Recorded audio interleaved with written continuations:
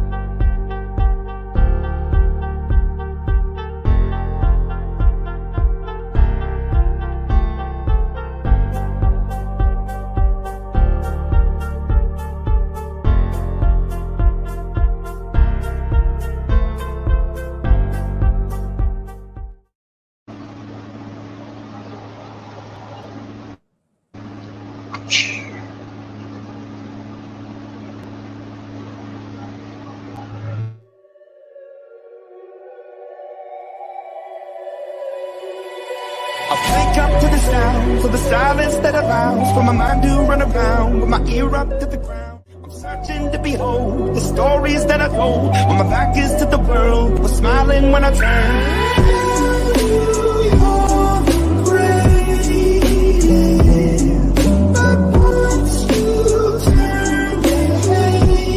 Just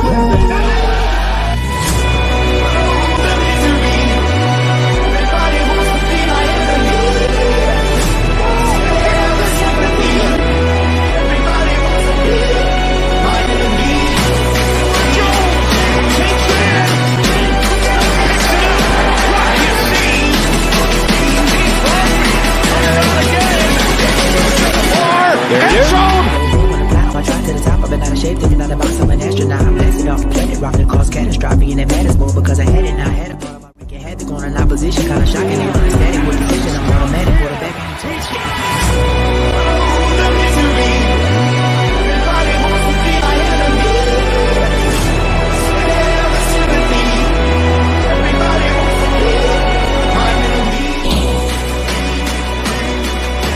Opening the Death Star.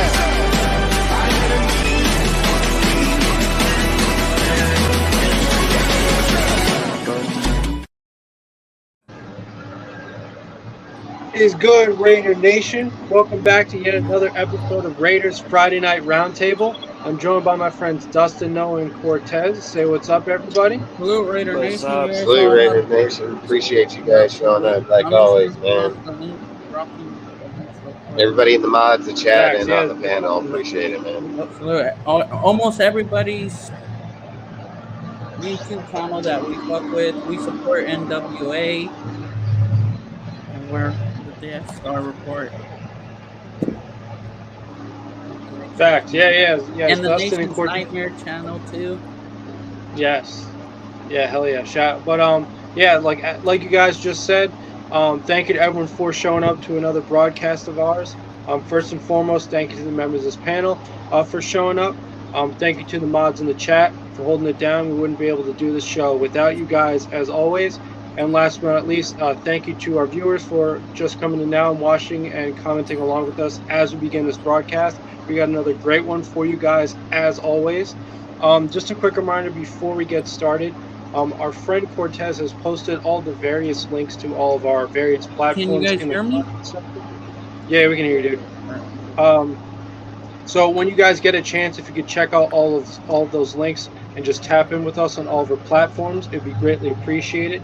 And we do thank you guys in advance for that. Just so you guys know, our platforms, as far as we're concerned, going to be the Death Star Report YouTube channel, which we're currently broadcasting to. If you could just hit the notification bell, subscribe to that channel, like as many videos as possible, and comment on as many videos as possible, that'd be greatly appreciated.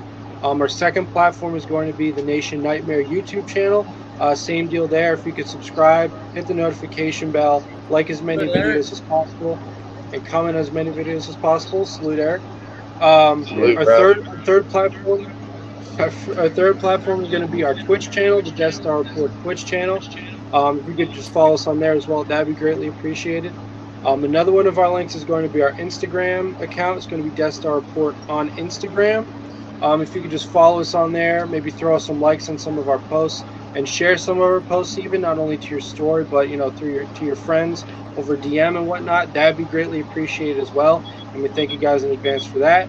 And last but not least, probably our most important link that we'd really like you to take notice of in particular is the link to our Discord, the DSR Discord server. We consider that the most important link that we're going to share with you guys, just because we consider it the heart of what we do here at DSR. So if you guys can just check out that link and join that community, we'd love for you to do that. It's a great server. It's a great way to connect with people, not only over all things Raider, but just a whole number of topics in general. We have a Raiders chat in there. We have a general chat where we talk about life in general. We have fantasy leagues, both NBA and NFL. We talk about other sports leagues like NBA, MLB, NHL. We talk about the NFL in general. We have movie nights, free giveaways. We have links to a whole number of YouTube videos. So like I said, we got a whole bunch of stuff going on in there. We got a great amount of content in there. It's a great community, great place to be for anyone and everyone, especially Raiders fans. So like I said, if you could check out that Discord DSR server as well and join our community there, that'd be greatly appreciated, and we thank you guys in advance for that. So like I said, Death Star Report YouTube channel, Nation Nightmare YouTube channel, Death Star Report Twitch channel, Death Star Report Instagram, and last but certainly not least, the Discord DSR server. If you could join our community there, we greatly appreciate that. And just so you guys know, we're going to be posting those links multiple times throughout the duration of this broadcast, so you guys will have many opportunities to check out all those links. So like I said, if you could just check them out when you get a chance, it'd be greatly appreciated, and we do thank you in advance for that. Richard, bullshit. Let's go, Warriors. Let's go. Lakers in 6. Damn right. I said it the whole time. Let's see it happen now. Nah, bro. What's gonna happen if you guys go to Game 7? Hey, if we go to Game 7, I'm not getting paid. We go to Game 6 and win tonight, I get paid 100% of my money. What's gonna happen? Some big dollars still in my pocket like this. Michael Green shouldn't be talking, bro. Bench players talking like starters. I hate it. Huh? No, I'm saying Michael Green. Bench players talking like they starters, bro. Man, bro, they need to get over this game already. Put on the Laker and Warrior game. This game's That's over. what I'm saying. All right, let Jeff get back to it, and don't forget we're doing a schedule prediction too. So. Yes. So I was just gonna say, without further ado, let's get to our first topic, which is exactly what that's going to be, our schedule predictions. So, obviously, as many of you heard, or for those that haven't heard, the biggest piece of news to hit Raider Nation most recently was yesterday night. The schedule was released for all NFL teams, which obviously includes the Raiders. So, obviously, now that we know when the order of games are, who they're going to play when, and where they're going to play, who they're going to play when. I just figured, a good way to start this episode today would just be to go around the panel and give our 2 cents on how we feel this season will go. Who do we think we will beat at what time? Do we think how will we fare in the division? What will our record be? How do we think, each individual game will go and will impact the season? So, yeah, what's up? We should go week by week. Okay, yeah, if you guys want to go week by week, yeah, we can do that as well. And then once they're done this week, I'm going to put it on my laptop because I'm writing it by hand, and then I'll put it in the Discord. Okay. All right. So if that's the case, we can post all of ours. Is that what you just said? Yeah. I'll post it up in the Discord. All right, that's cool. All right. So are we just gonna wait for everyone to post? We'll just do everybody's when they're on our stuff. He's gonna record all of them. Because and then we can put all of our list at one time, and he'll just put like mine, my record, yours, your record, his record, and so on like that. Yeah, and then plus that I'm putting L's and W's for each week too. That's why I'm saying for the week prediction. Yeah, because I want to do. Okay, I want to do. I also want to do scores per game, but we don't got to do it right now. We can do that later. Yeah, soon down the line. And there will be some giveaways too. So I'm just gonna give you guys all heads up. So I won't be showing the game Monday night on for Green Bay Week 5. I'll be in Vegas for Week 5, Okay. and then I'm trying to go to the Jets now. Ooh. I'll be there. He'll be there. Al will be there. Everybody will. Yonder's talking about going. Eric, Yeah. if you got time, you go that Monday night, bro. Okay. That sounds fun, bro. Week That's gonna be a 5. fun Yeah, game. Jeff's Aaron Rodgers, thinking about but- going. With the price of admission. Right. I'm honestly, yes, I'm gonna say because I live on the East Coast. I'm thinking of going to the Buffalo Bills game. So if anybody would like to accompany me for that, I know most of you guys are on the opposite side of the country, but just put it out there if anyone would like to What day is eventually that accompany game? me to that. That's week 2, so the 17th, isn't That's it? week 2. Of what month? Of what is that? June, July, August, September. September 17th. Yeah, it's going to be probably like mid-September, give or take. As we get closer, never know. Ooh. So wait, how exactly are we doing the schedule predictions? I'm just a little confused on that. We go. Right, could you bring it up on another Screen? app? Yeah, another screen. Just bring up the regular schedule and then we'll just go one by one. There So we should don't be wanna- one in the Discord, a picture if you don't have one. Yeah, I think Josh put one up in the Discord. I could. Let me see. You don't have it, Cortez? What happened to the one you had last night? Oh, I can just bring it up.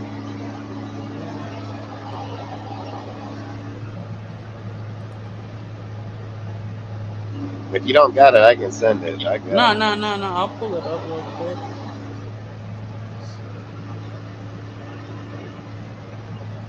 So while we're waiting for him to pull it up, why don't we just go around the panel and give general comments on how we feel the team will progress through the schedule, how they will fare throughout the schedule. Noah, why don't you start us off? We haven't seen you in a while, so yeah. First of all, welcome back to the show. So when I did my schedule prediction that I put out on my own page, I predicted that we would have a very tough first half of the season,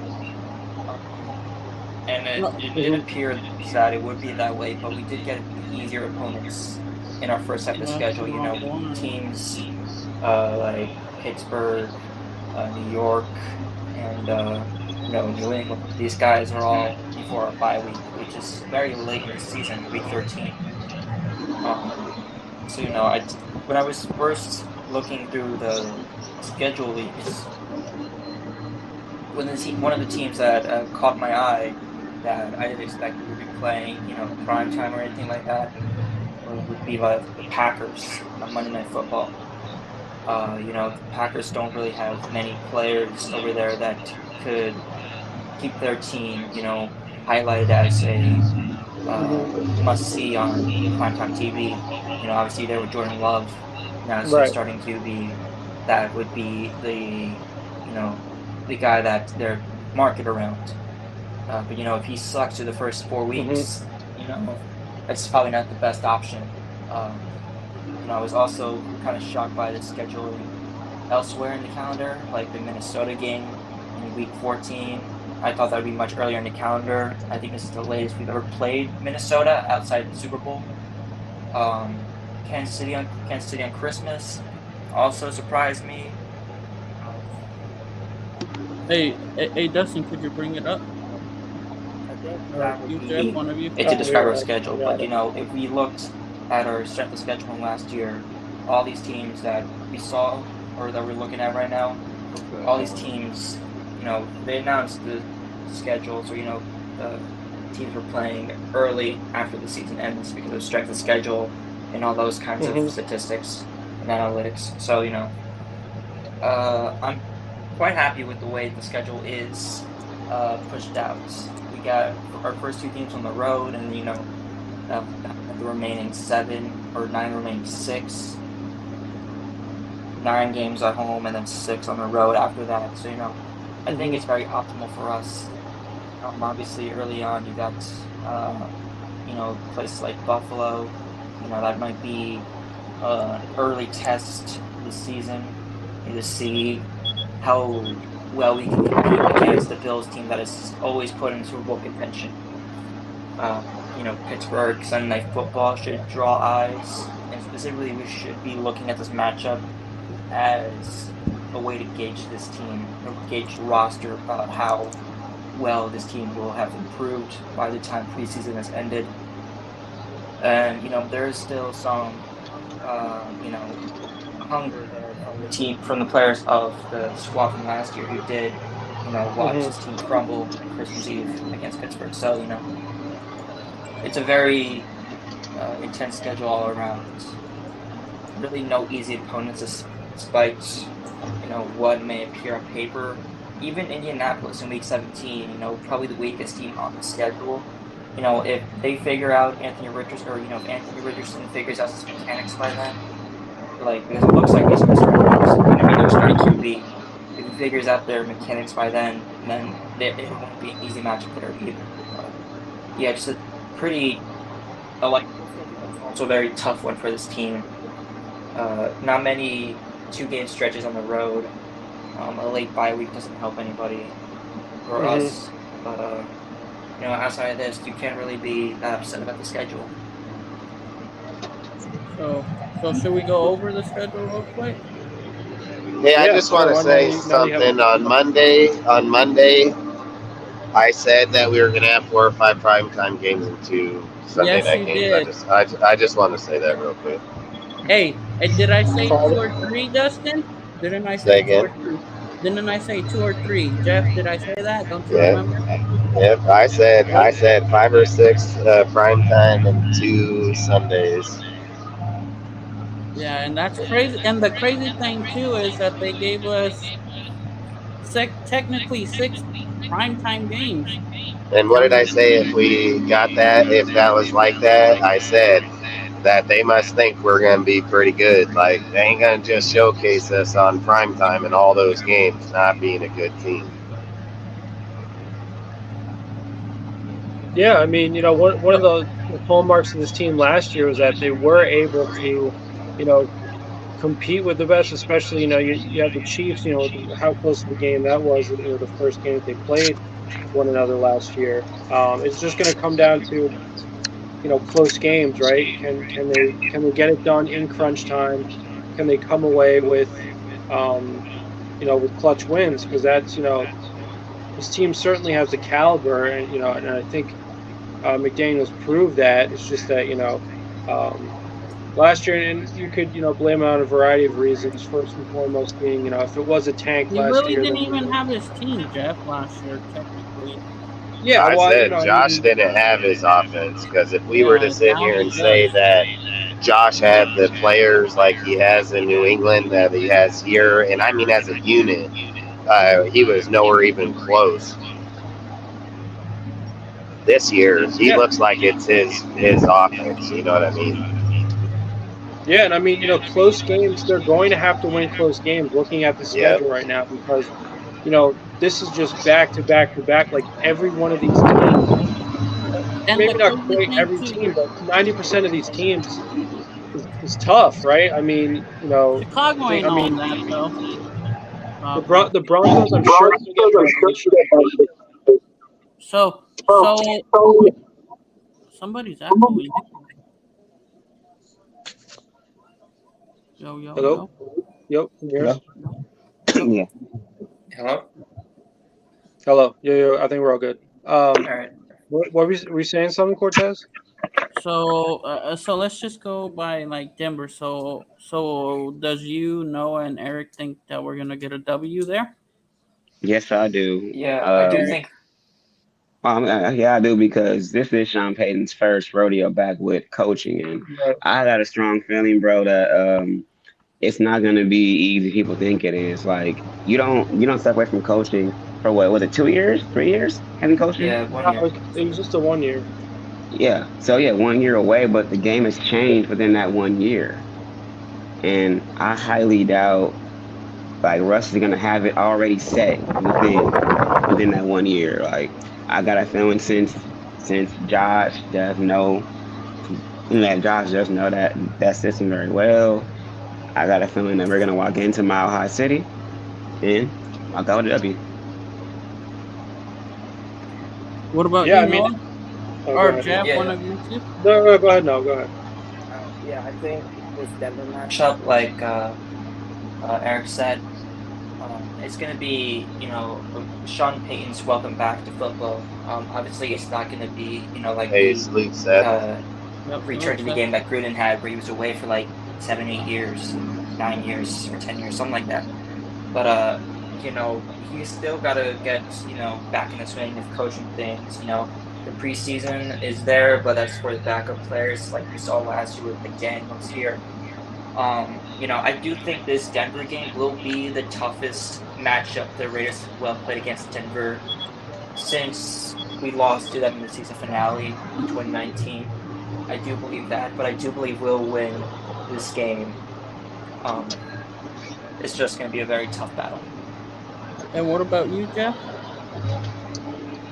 Yeah, look, I mean, I definitely think it's a winnable game for sure. I mean, as Eric pointed out, you have a guy like Sean Payton just coming in now. He's going to have to. There's probably going to be somewhat of a learning curve, not only for the players but for him to really get get acclimated to one another. So as far as that goes, the Raiders could potentially capitalize on that. However, the Raiders themselves, they've done a pretty sizable overhaul themselves in terms of retooling the roster and whatnot. So, it really does feel though like, first of all, it's a great way to start the season, especially if you go into your division rival's house and you continue this what seems almost ridiculous streak now. Going on three full years now of having beaten the Denver Broncos consecutively. So to continue that would be great. And yeah, I mean, I definitely think it's a winnable game. And so for that reason, like I said, I mean, it's going to take a little while for Peyton to get used to, the team and figure out what he wants to do. And then another big factor is the play of Russell Wilson. To me, that's the factor, right? That's what the entire season is going to hinge on, I think, for the Broncos. And, just going off that, what we saw last year, you can't be very excited about Russell Wilson. So I definitely think the Raiders can win it. So why don't I give him a W for that as well, for those reasons? Did everyone else go? Did we? Yeah. Me, Dustin went. So now we're on to week 2. All right. Against the Bills, correct? Yeah, in Buffalo. I'm sorry, y'all. I can't. I gotta be a realist. That's gonna be an L. I feel the same. Dude, it's an L. I mean, it's gonna be L. Like, this team ain't no joke. Stephon Diggs, Josh Allen. They have a plethora of weapons, and we're not ready yet for that. We're not ready yet for it. Now their defense, I'm not familiar with it, but I do know that. Wait, did he still have Edmonds? No. Edmonds is in Chicago. Chicago. Okay. Well, they lost one of their. They still kept. What's his name?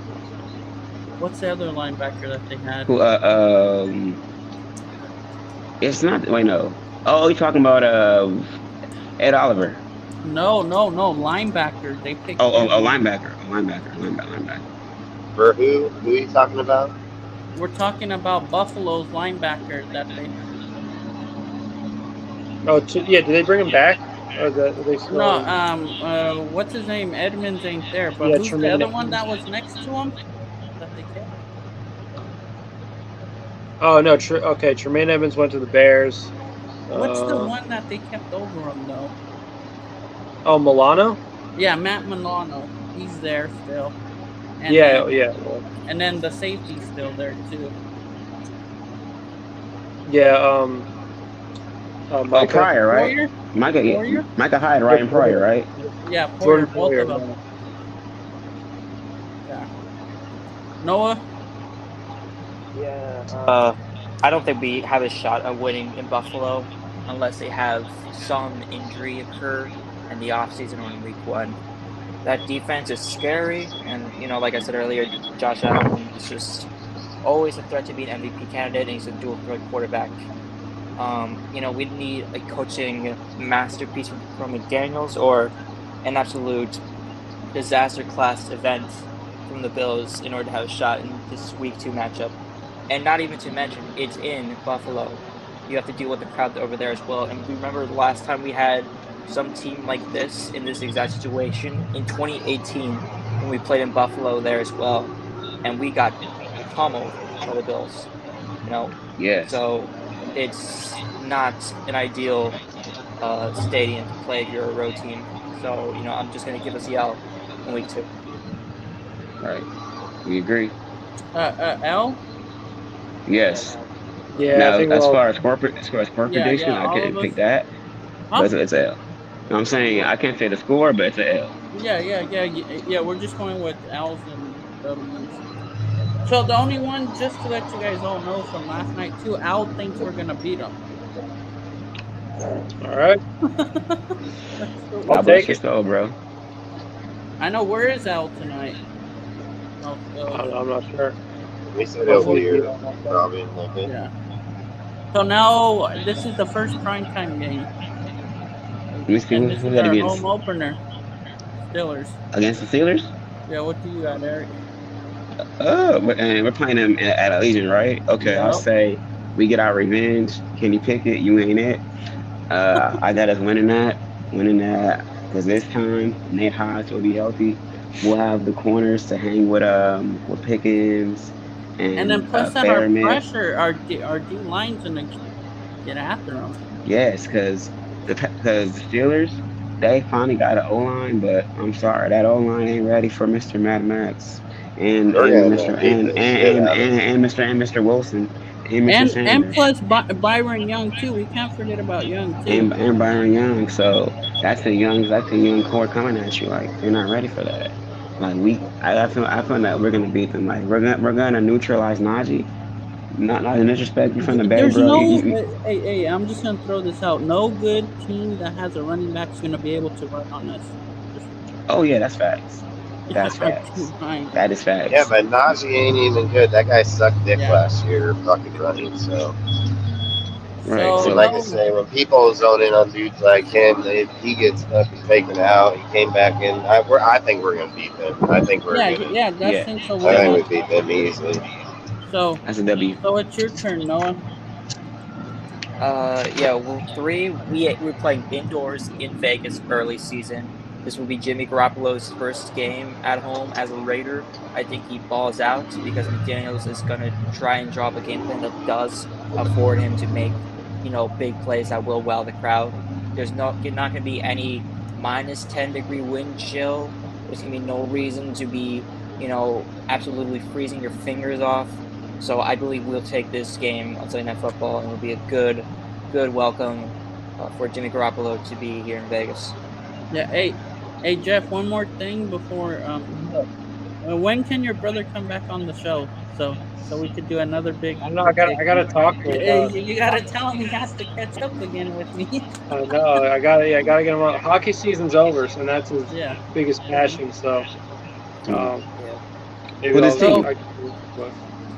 Who's his team in hockey? Devils. Devils? Yeah, they just got eliminated last night. Yeah, so. So his season's done. Ooh, so what do you have us, Jeff? With the Steelers game? Yep.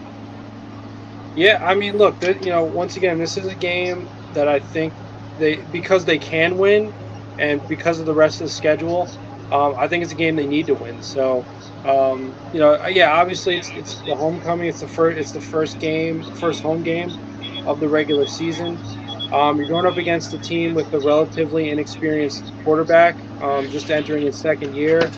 Obviously, a Mike Tomlin team is going to be tough, but obviously beatable. The Steelers, personnel-wise, don't exactly wow me. So,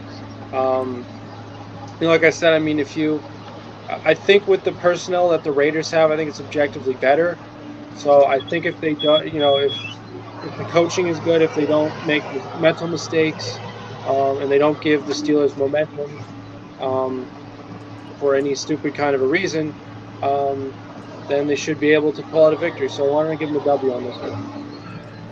Nice. So me and Dustin got W's too on this one. So what is that, 2-1 so far? Huh?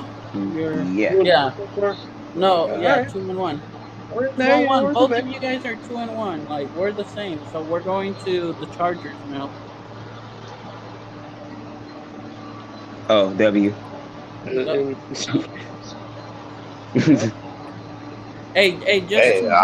said the same. I said the same fucking thing. I said that last night. I said that in the show last night. I said that I think we're going to sweep the Chargers and the fucking Broncos this year. Yeah. I think the Chargers got too much going on, and people keep saying that we ain't going to be able to go into SoFi and close it out. I keep saying last year was the first game of the season we played there. We were 5 fucking points behind in the end of the game, even with all these guys not playing well together.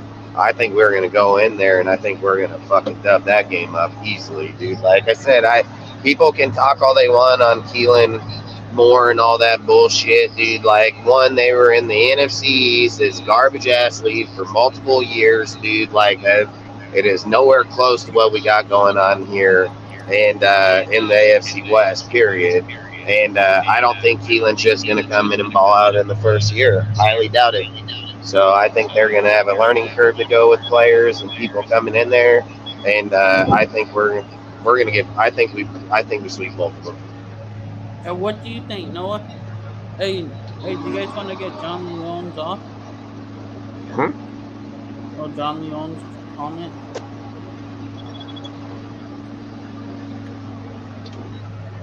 Jeff? What? Oh, sorry. Were you calling on me? No, I got you. Oh, my bad. Yeah, the comment. My bad. Are you there, Noah? Yeah, I'm here. Yeah, go. All right, week 4 against the Chargers. We're playing in LA.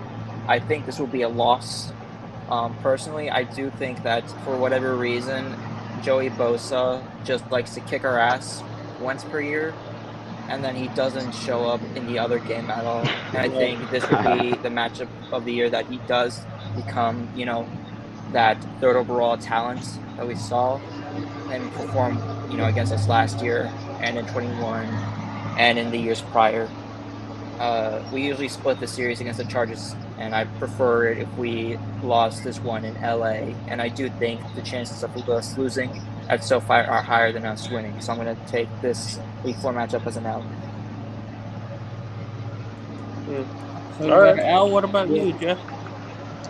Yeah, I mean, like, I'm probably going to say this is a loss as well, but for bad reasons, just because, like, as Noah said, historically, for whatever reason, like, early season, first matchup against the Chargers, we don't get it done.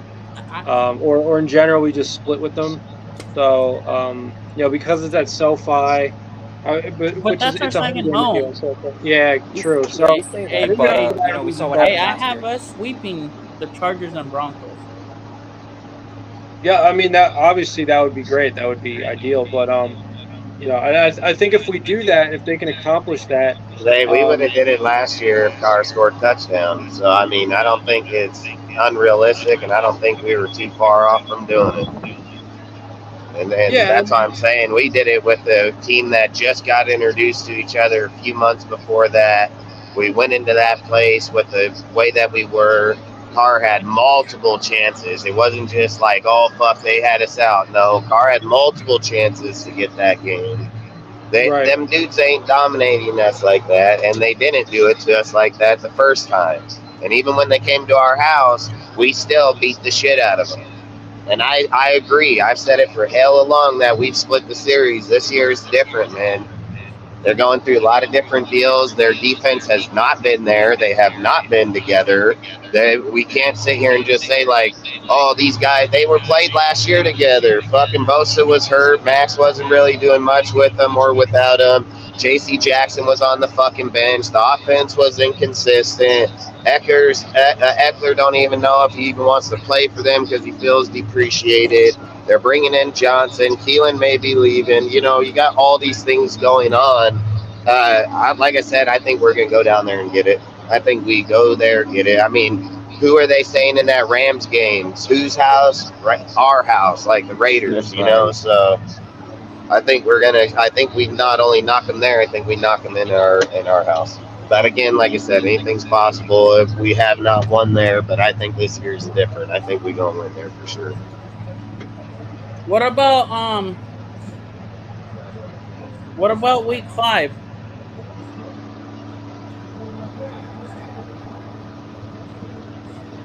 Let's go AR. Eric? Oh, my bad, dog. My bad, Rob. Right now, we clapping y'all. My bad, dog. Let me see. Against the Packers? Yep. Oh, we winning that.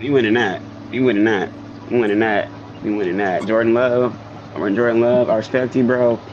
You found the Mountain West Conference, but I'm sorry. Today, you taking that L, man. Taking that L, bro. The Ponti's gonna go off on him. Oh, and it's funny. Because you said that, bro. We get to see Tay versus Jair, you know, because Tay gets to cook him in practice. And I mean, we get to see it on television.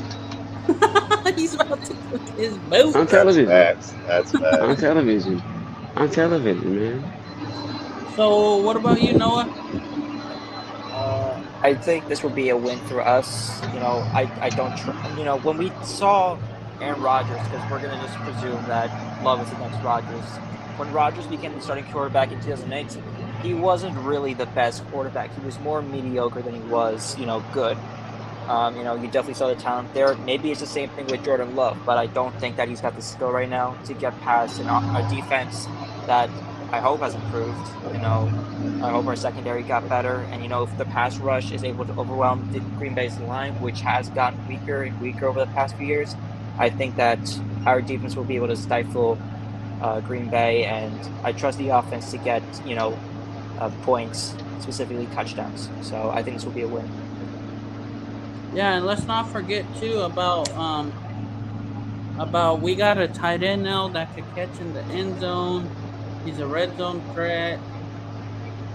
Jimmy G, well, he knows this offense. He'll get more used to the terminology by this time. I have us winning too. Dustin has us winning. Everybody that I have on this list has us winning. We're just waiting on Jeff. Do you guys want to go to the New England game real quick, Eric and Noah?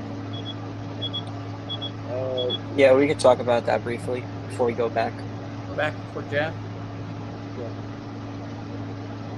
Are you there? I can't say. You said about the what game you talking about? You said for the New England one.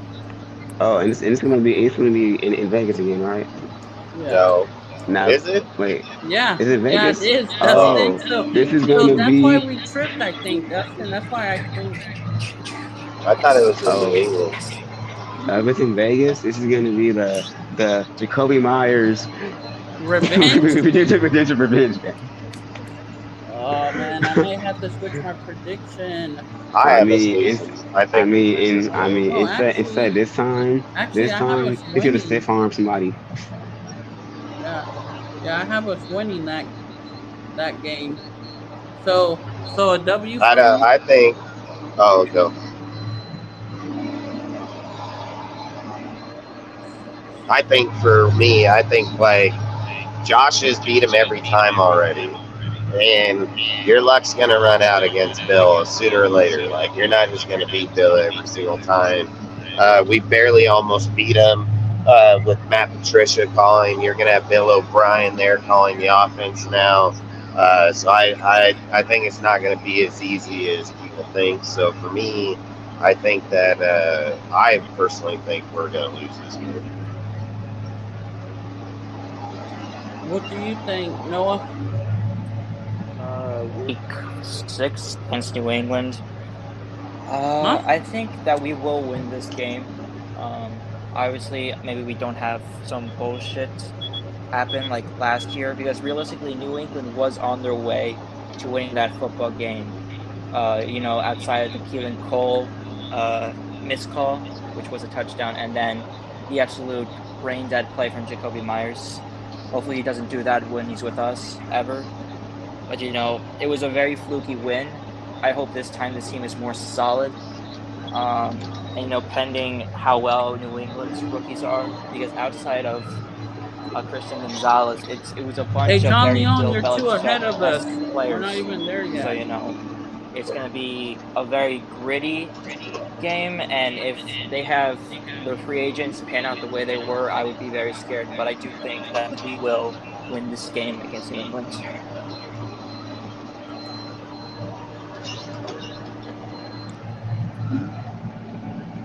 Yeah, what do you think, Eric? For which game? For the New England, how do you have New England? I got us winning that one due to the fact that the concerns of Mac Jones, like, are they gonna be? Is it gonna be him or Zappy? It's Like, 100% him. They went and got Bill O'Brien from Alabama. It's going to be him. What happened? Like, Does brought he him back? fall? Yeah, Bill O'Brien's the Oh. offensive coordinator. I'm telling you, they're going to beat us in that game. So don't be surprised when it happens. I've said it. Josh has beat them 2 or 3 times in a row.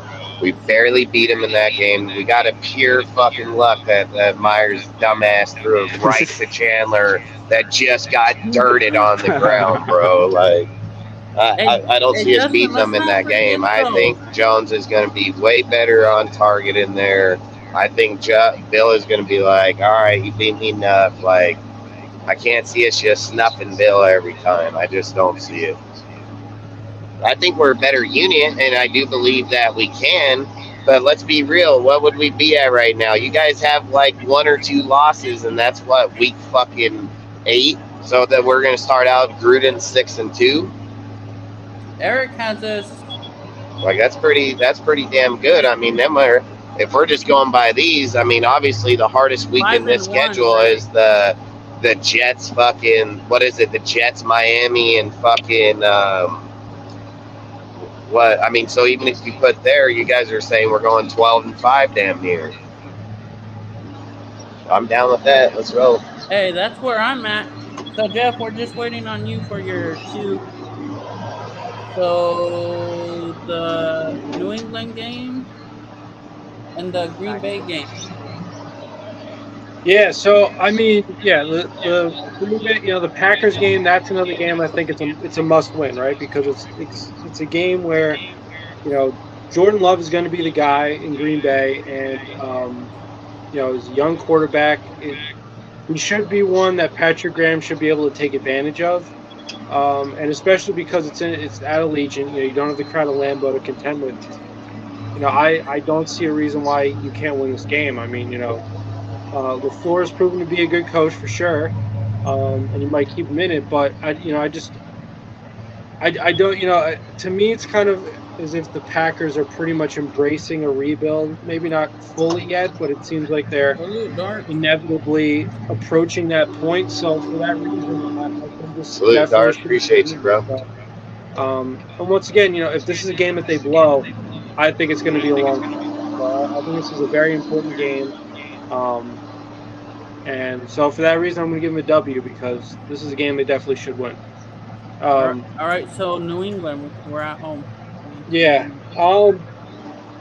Yeah, so basically this is going to be a rematch of last year. This one's going to be tough, right? I mean,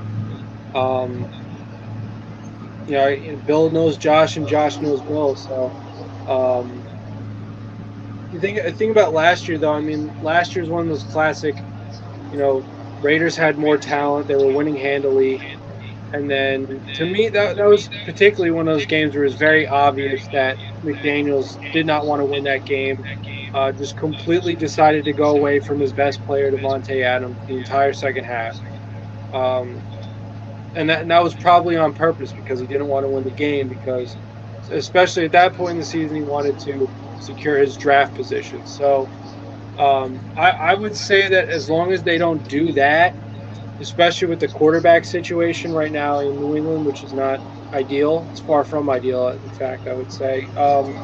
They should be able to win, right? It's just a matter of, how much is this team going to, shoot itself in the foot? And if they don't do that, I think they should be able to win. I think they should be So able to get. W. Yeah. So now we're on to week 7 at Chicago. If any guy gives us L here, I'm a fucking laugh. I swear to God, dude. Motherfuckers are like, yeah, we're gonna beat New England over here, but we're gonna lose to Chicago. I mean, we are so fucking wrong here. No, we're beating Chicago, bro. Justin Fields finally has some weapons, but his weapons are not His Devontae weapons are Adams. Eric, garbage, dude. They're Even not then, they Devontae Eric, still Adams. suck. you only gotta. But I got us beating Chicago.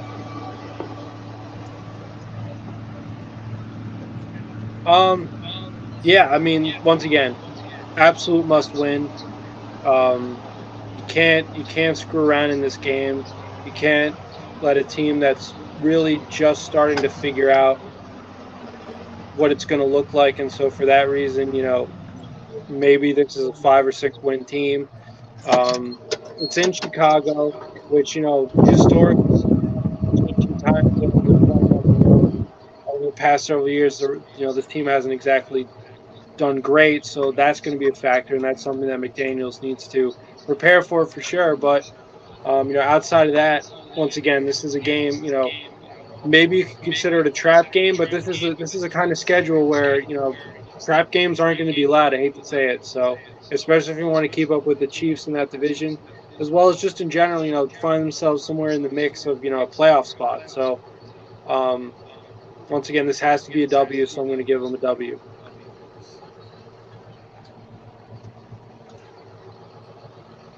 So what's the record overall amongst all of us? Are we all? I don't know. Cortez helping us out real quick. I heard her calling him. Cortez, what do you have the record at?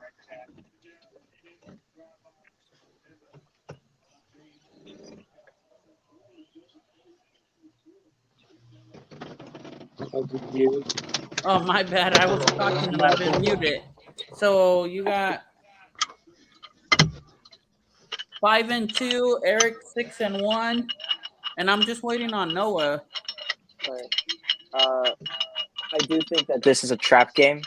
There's no trap games no more. This is 100% a trap game. On paper, we know we've seen this too many damn times in the past 5-6 years, where we get too cocky going against a team, and if we play, the way that we all think we're gonna play, we jump out to a plus 500 record, 1 game, 2 games above 500.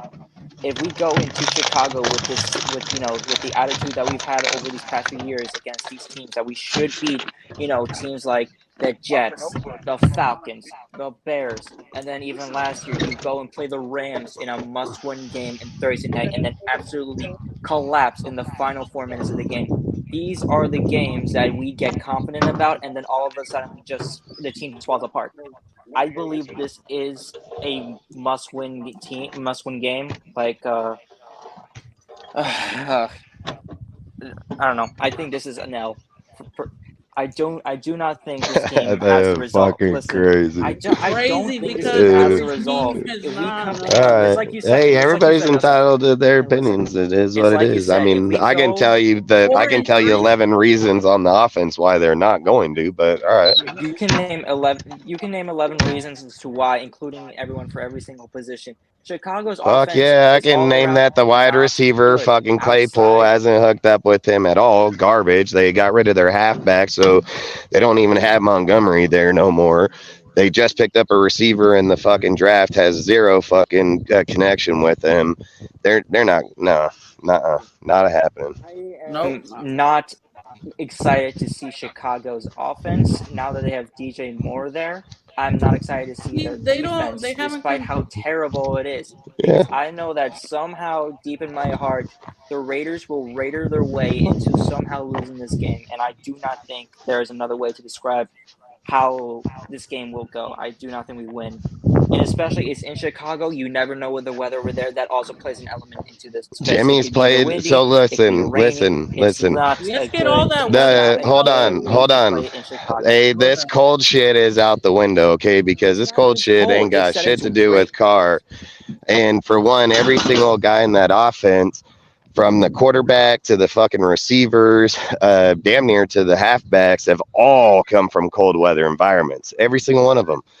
Every receiver down that line outside of Johnson, I don't know. Well, he was in the Patriots, so obviously he played in there. Well, no, he didn't. He was Tampa. Carter was the one that's played there. Sims, he comes from Washington, so he'd probably be the only one. For the outside of Howard, Hooper, Mares, Adams, fucking Dorsett, freaking Tucker. Every one of them come from cold weather environments Oh shoot! and rain, snow, so on. So all I would say is I don't think when we're looking at it as Carr under Gruden that we could look at it the same way because he's built this team to go into those environments. You don't think that he ain't ready to go to the playoffs and have that team put together already? I mean, I was talking about this the other night on a show that if you go look at Josh's way that he reassembled this team this year from the tight ends with the strength of what he does in New England, has big body tight ends running blocking those deals. So when they get in those cold areas, they can just start pounding that ball on there. The receivers all come, they have a 57% efficient catch rate between fucking Myers and Dorsett in cold weather environments. Like, that's fucking phenomenal. Like that, those ain't just little fucking deals. So I think like I get it. I mean, I 100% understand where you're coming because I do agree. Like you're right. We go into those places. Those are the games that usually we get handed. I just think with the way that offense and that team is and the way we have, I think that game is. And again, we can lose every game for all we fucking know. But I think we should give them their ass beaten. Because that team, what does Justin Fields got? Like fucking 3 wins, 4 wins? Like, Hey fuck, good Jeff. luck. Fields, jeez, yeah, I don't want to talk about his win-loss record because it's Yeah. not fair Hey to Jeff. be a starting Yeah, quarterback. and I ain't trying to give him one on us. Is Fuck Elf that. backstage I mean, still? he's already got one of us. He's already got Yeah. one on us. Yeah, that's So what I said. Yeah. Hey, that's what I'm saying. One of his three. it's But not that was Salute. fair Gruden's to fucking Yeah. Gruden's bullshit fucking deal. his final game What's as a good, Raider. Al? And Gruden was known for those trap Good, games, fellas. man. Like, So now salute. Yeah, I Gruden know. was known for those fucking type of games. we're going to Detroit game. Yeah. Eric, Ooh, that one. I Ooh, have just to give you guys all heads up. Me, Dustin, I think Al. No, Al, don't you have a 20? Oh no, Yonder has a 20. No, I have So us losing against Detroit. so me, Dustin, and Al, and the rest of the people have us losing, and I I do too. believe that. Eric. I do too. That team is revamped. Like this is a team that I thought was tanking for Caleb. No, no, no, no, no. They're they're stacked. Armin St. Brown. You got Goff, who's Goff. You know they have a nice core in the defense. You know Adrian Hutchinson. They got some dogs over there. And if Detroit is gonna win the North, which I picked them to win it, um, I see us losing.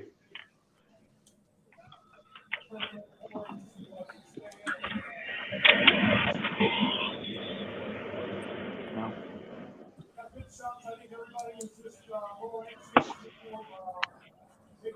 So Noah, what do you think?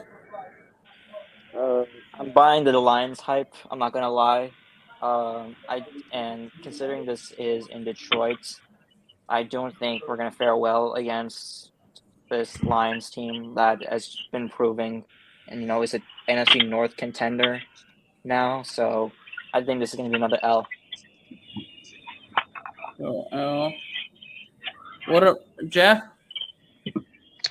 Yeah, I mean, especially if they're going to be coming off a 3-game win streak, You're playing a Lions team that really does feel dangerous, especially with what they're able to do at the end of last year. It feels like they're only gonna be better this year. So yeah, I mean, I feel like it's especially because it's in Detroit. It feels like a loss. So I'm probably gonna give them a loss on this one. So L2. So we all. Mm-hmm. Well, I will say, I was look, also going to say, go for it. oh, thanks, Jeff. I was just going to say, Okay. I think Detroit could serve as a model in terms of like what we're trying to build in Las Vegas. Like Detroit seems to have a culture there. They seem to have a head coach that's instituted a way of playing, a way of showing up every day, and I think it's something to emulate for the Raiders. That being said, I think that's an L, especially because it's an away game. Go ahead, Jeff. I was just gonna say, if Noah's right and the Chicago game is a trap game, then they absolutely have to win the game in Detroit. Otherwise, once again, we're talking about games that they really should win. With a schedule, there's not a lot of room for error. So, you know, So now, one of those games, either the Lions or Bears game, they have to win absolutely. If they win both, obviously that's ideal and that's great. But one or the other, at least. If we win both them games, we're gonna be like fucking 13 and fucking 4, 13 and 4. On the same path as the Giants were last year. That's the pace we'll be on.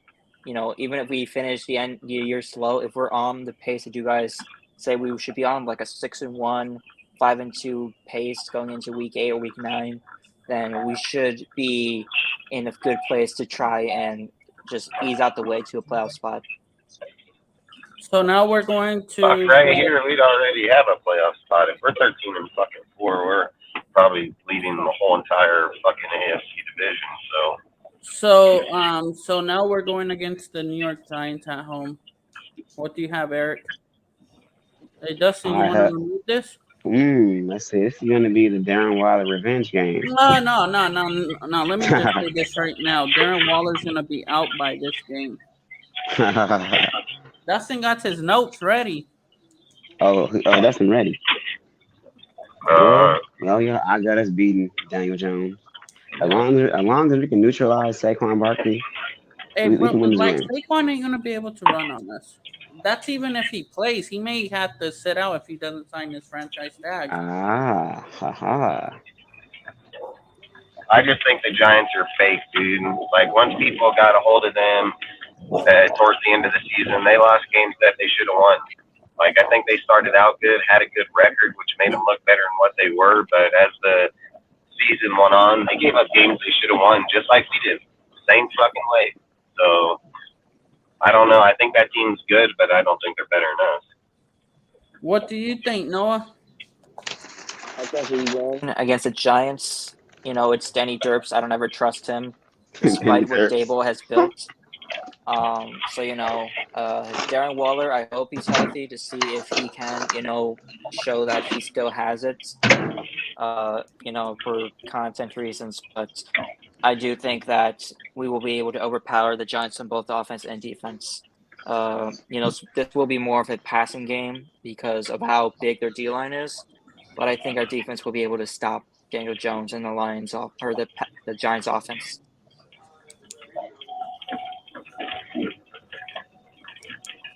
So a W there. And let's say this too. I want to say one thing too before. No. Shut up, dog. But going back, we have a better quarterback than the Giants. Jimmy G's better than Daniel Dimes. I mean, hell, it might be Tom Brady at that point. I mean, you never fucking know, right? Quarterback in the freaking league. So Jeff's gone. So should we go to week 10 with the Jets? So yeah, Al, just to let you know, Al, I may go to this one too. I'm thinking about it. Let's see, week 10 against the Jets. Ooh, that's an L. Yeah, that's an L. That's a hell. So, What do you think? Or finish saying why? and I was saying because it's just Aaron Rodgers and that connection with Garrett Wilson, Michael Carter, and I forget the other receiver they have over there with him. Oh no, They got Lazard, Alex Lazard. Al Lazard. They got They're gonna have Randall Cobb. Randall Cobb, and Randall then that Cobb. defense. Okay, Randall Cobb That is not the defense threat you is should be worried about. well, yeah, They got Garrett the Wilson. fucking rookie of the year, Not- fucking Wilson. And Yeah. Sauce Gardner on defense. And Quentin Sauce Williams. Gardner. Quentin and Quincy Williams, Hey, the this brothers. is a prediction that I'm just gonna throw out there. I think Devontae's gonna smoke his boots. So Sauce Gardner. Oh yeah. He's gonna Well, smoke his well, boots. well, that's the question, Cortez. Because like, I mean, I've been on record. He's done dude, Sauce Patrick Gardner's- Surtain. Who else can you throw at him? Dude, Sauce Gardner is the best corner in the league. He's the best corner in the league, in my opinion. So the question is going to be, whether Devontae gets lost in the sauce. I don't think so. But that's a hell of a matchup. Hey, That's so, a hell of a matchup, dude. So Jeff, what do you think about the New York Giants? The Giants? Yeah. That Waller I won't be mean, there. Remember that. that's gonna be a tough one. And remember, Saquon may not be there either. True, but we might not have Josh Jacobs, so that would kind of even out. No, I give the quarterback advantage to Daniel. To Josh is not sitting out. If No. that's what you're implying, like He's not Josh gonna is sit. not sitting out. I'm just saying, That boy like, that guy ain't It's fucking up possible, his Dustin, career. it's His Hall of possible, Fame dude. career to Yeah. sit out a fucking year over fucking $3 million, dude. That he's not doing that. There's no fucking way. He'll sign so he don't got to go through camp. Guaranteed, man. That he is not sitting on that bench. Only way he on that bench is if he's hurt, man. Mark it. Yeah. So what do you have us with the Giants? and also, like, I just want to say to that point, I mean, Saquon could very well find himself in the same situation. So, for the same reasons, either they both play or neither of them play. Saquon ain't trying to retire at 30. I've never heard him bring that up. All right, well, whatever. That's not really an issue, but yeah, I mean, like I said, this is going to be a tough one. Dable has really come on the scene. He's proven to be a really good head coach. Granted, they do have Daniel Jones. In theory, you might be tempted to say that they'll hold him back, but sometimes when Daniel Jones feels like it, he can play really well. So, Hey, Dustin, Jack got old. Like Jack doesn't look like he used to be at the Laker game. you know what? Jack. Oh yeah, Jack Nicholson. Yeah, bro. He looked like he got sick. He's old as shit. He looks old as shit, big time. Yeah. Shout out Jersey Shore, he's from my area. I'll say this. How about I say this? They split the Giants and Jets game, so they win one of them, and because both those games, to me, I can't exactly make heads or tails of them. So what give do me you one got? and one. Between the two He's games, basically saying pick one, win or loss. You don't care. So those two Give games. them the fucking Jets, lose the Giants. Give them the Giants, lose the Jets. Yeah. So which one do you want, the Giants or the Jets win? That's You what just I'm saying. fucking said pick whatever fucking one. Who cares? Just pick the damn team. All right, fine. You know what? Fine. I say they lose to the Giants and they beat the Jets. How about that? All right. All right, Noah.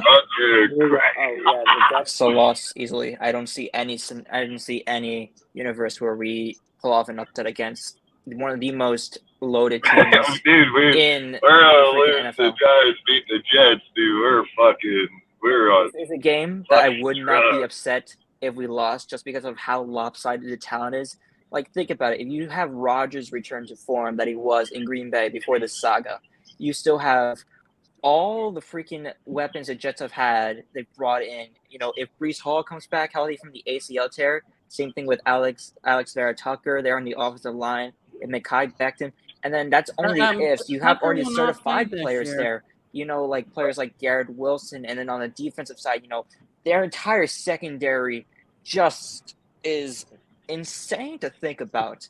It is an absolutely nightmare I'd be worried if I were Josh McDaniels. I'd be absolutely sleepless going into the Jets game. I don't think we win that at all. Let me use one of my patented phrases here. The Jets game is spooky. That's a spooky game. The only thing I would say that Josh may have a hand up in that game regardless. I mean, Josh has beat Aaron and Green Bay before, so I don't think that's not an issue. I think Josh has the actual better chance to beat the Jets just because he's been in that division for fucking 15 years of his career and dominated that division. So I think Rodgers does change it. I do agree with you, Noah. So I'm not saying that. I'm just saying it's not like I don't think it's a wrap, but if I'm 100% got to put $1,000 cash money, and if they're telling me you pick Giants or you pick the Jets, you fucking bet my money going on. Fuck yeah, I'm fucking a heartbeat, dude. So now we're on to Miami. I mean, look at their offense. Hey, I hope Waller's healthy. I swear to God, I hope Waller's healthy, dude. I don't want that fucker hurt. I want that motherfucker healthy, and I want him there, dude, because we're going to show why we got rid of him, dude. I get Waller's good, dude, but, dude, listen, the Kansas City, multiple teams shut out Waller a year, dude. It's not like Waller goes in every game, 200 fucking yards. Not like Waller goes in every game, 100 fucking yards, 2-3 touchdowns. He's good, and don't get me wrong, he was good with fucking Carr, but I don't think Daniel Jones is going to use him the same fucking way, so I'm not going to say Waller's going to be that good over there as he was with Derek Carr, so... But, I mean, like I said, I want him to be healthy. I do. I mean, fuck, who do they have as their receivers? They just got Sterling Shepard and who else? Who else is their guy over there right now? Fucking Sterling Shepard and fucking, what's the other guy's name? Fucking, Is Jalen Hyatt a Giant? Yeah, Hyatt, and, isn't it Slay? Fucking Slay is there too. But he's got you don't ever know with Slay, and he's got Butterfingers one game, and then he's got but goddamn, if that guy's on, he's a fucking he's ruthless. So now we're on to the Dolphins, Eric. Oh my God! So I was just gonna say quick comment on the Jets game, Cortez. I was just gonna say quick comment on that. Waller's gonna show, or I mean the Giants game. Waller's gonna show up, dude. Regardless of how he's gonna play in you're right. He's gonna show up and sit on the bench. Yep, he's gonna ride that dang. No, I think he's gonna have a really good game. He's gonna have a really good game. Anyways, go on to the next game. Yeah, I hope the best for him, man, but he ain't gonna do that against us. Dude, I actually want to play every team at full strength, dude. So do I, because I think you're only safe when you're playing. Oh, your quarterback goes down, you get the win. Get the hell out of here, bullshit. I do too. I never want to play anybody weak, man. I want to play them at their best, bro. I want to play them at their fucking best, dude. Don't bring me no broke ass team. Talk about how good we are. Bring us the best of your team, and then we'll talk about how good we are. Iron sharpens iron. Damn right. And you think you're going to go into the playoffs with attitude like that, you're going to get fucking 86, just like the Cowboys did, just like the Vikings did, and just like multiple other teams. You can only go so far on fake records, man. Once you get to those points, you're going to fucking get fucking sorted out real fast, man. So now we're on to the Dolphins. I mean, this stretch right here, this Jets Dolphins KC is tough to stretch. That's murderer's row right there. I think it is. I think this will determine a lot where our team is ready. I think this stretch right here in this part of the season is going to determine if we're ready to go to the playoffs and probably if we're ready to go to the Super Bowl, because let's just say crazy, right? Let's just say crazy scenario. Let's say that we come into this week right here and we snuff out the Jets, Miami, and KC. Let's just say we three these motherfuckers right here. Those are probably going to be the dudes in the fucking playoffs to begin with. And if you go through the hardest point in traveling and home, and I don't even know if these are all road games. I don't know if we have them at home or not. But all I'm saying is if we find a way to win these 3 games, Like, people better fear the fuck out of us, man. I'll tell you that right now. I've been thinking about these 3 games more than anything and all this whole entire fucking deal. I think when I seen the Jets, Miami, and KC, I'm sitting here saying if Tui's healthy, dude, Miami was a dangerous fucking team last year. They were the hardest. They would beat out the Jets They beat out the New England and the motherfucking Bills and fucking go. So I would not count them dudes out at all. So all I would say is if he's healthy, boy, that stretch right there can be a dangerous stretch, man. So what do you have, Eric? That's gonna be a tough game, bro. But depending on if Tua is there, because who's the backup? It is still Trace. Fuck, I don't care who their backup is. It shows that once they get rid of their main, they're not winning. Well, it Bridgewater, depends. unless it's Bridgewater or what's that dude that they drafted there? They drafted that fool, fucking Skylar Thompson. Skylar Thompson. Yeah. Unless it all depends, bro. Mike White is their backup QB. Or actually, he's in draft. Yeah, Mike White. That's what I forget. So they have a Hall of Fame quarterback on their depth chart. Yeah, that's not optimal. So what do you have with Eric? It's tough, bro. That secondary with Ramsey and Hayward. Did you say Hall of Fame quarterback? Oh, I think that was like you trolling. You're trolling, bro. I gotta. No, Hey, Mike White. To be honest, I don't think Tua is gonna be there. I don't think Tua will be. I think Tua will suffer concussion. Yeah, but I think even if Mike White takes over, Mike White could, he could sling it, dude. He's a pretty solid little QB. Hey, some of you guys, our defense may surprise a lot of you. I'm not gonna lie. I that's what I'm saying. Like, I'm telling people, like, I think if we hit this week right here against the Jets, against the fucking Miami, against KC, because that KC's at our house, that one. I'm telling you, dude, if we win those 3 games, dude, people better watch the fuck out. Like, they better watch out, because I think it's gonna be dangerous. You know what, Dustin? The more I think about this shit, the more critical it is to start off strong and to start off the season strong, at least 2-1. We could start off 2-1. We can't be dropping games the way we did last year. If you guys remember, we dropped the first 3 games, I believe. Hey, L's Ghost, didn't we have this conversation? Like, he didn't have his offense. Josh McDaniels did not have his offense. Yeah, but I agree with what I think at the same time is but I think if they wouldn't have gave up that fucking Arizona game, they had that game wrapped at halftime. Like, that game was wrapped at halftime. Kansas City, it was 17-0 going to the halftime. Like that. Josh showed that they can go out, and Graham showed that they can play half a game. What was I saying the whole year on the deal? I said neither side of the ball is playing 60 minutes. I said it the whole year. Neither side of the ball is playing 60 minutes, man. You can't win fucking games if you're not playing 60 fucking minutes. Like, straight the fuck up. And I said that the whole entire time. And like I said, I don't think we're gonna have that same mentality this year. I don't think it's the same style fucking deal. I mean, let's be real, okay? Let's just go from last year. Everybody came in here at the end of, like, they weren't even in here in the off season, really. They just came in the middle of right before the fucking draft. Then they had to put everything. So let's just say they're way more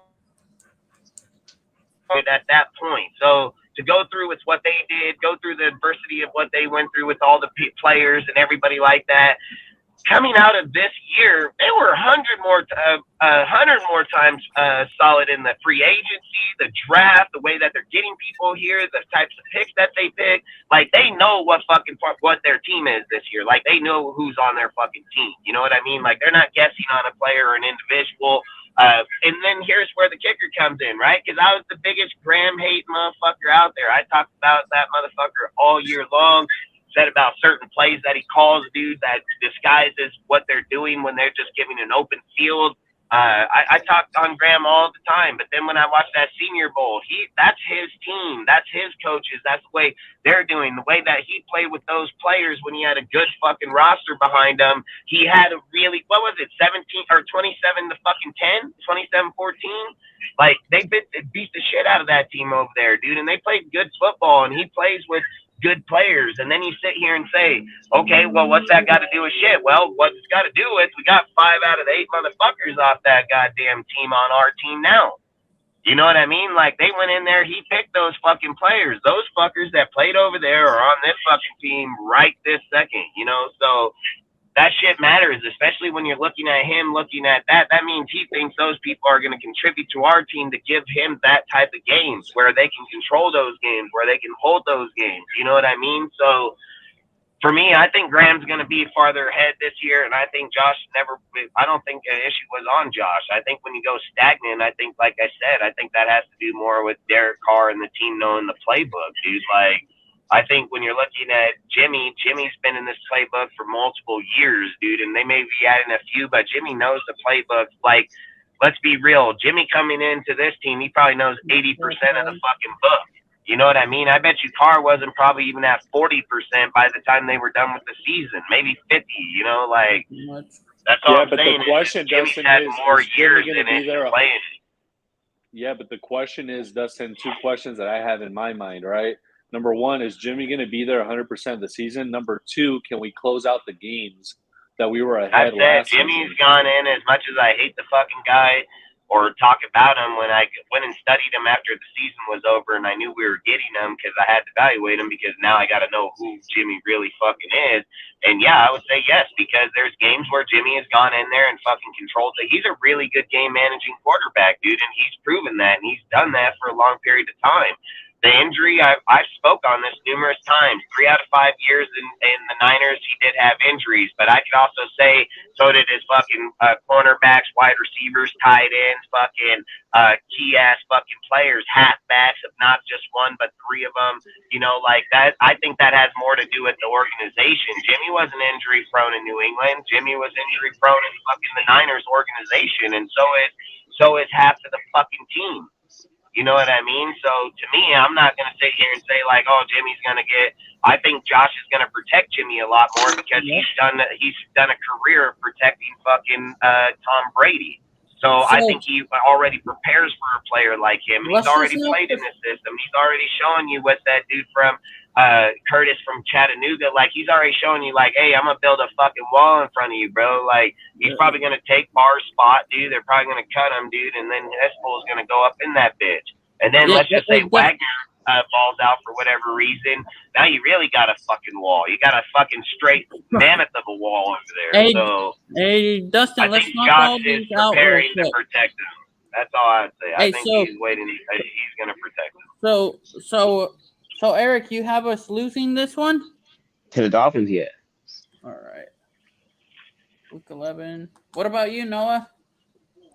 Yeah, I put money on us losing this game as well to Miami.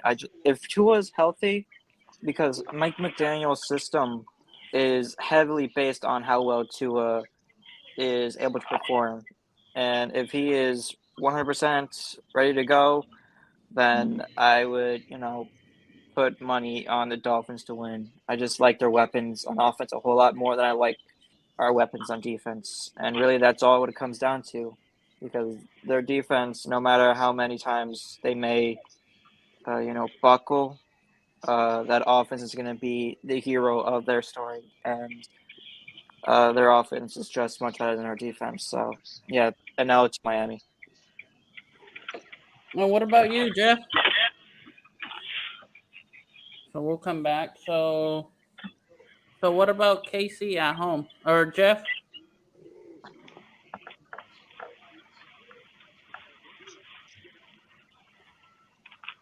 You're muted, Jeff. Yeah, Dolphins game? Yeah.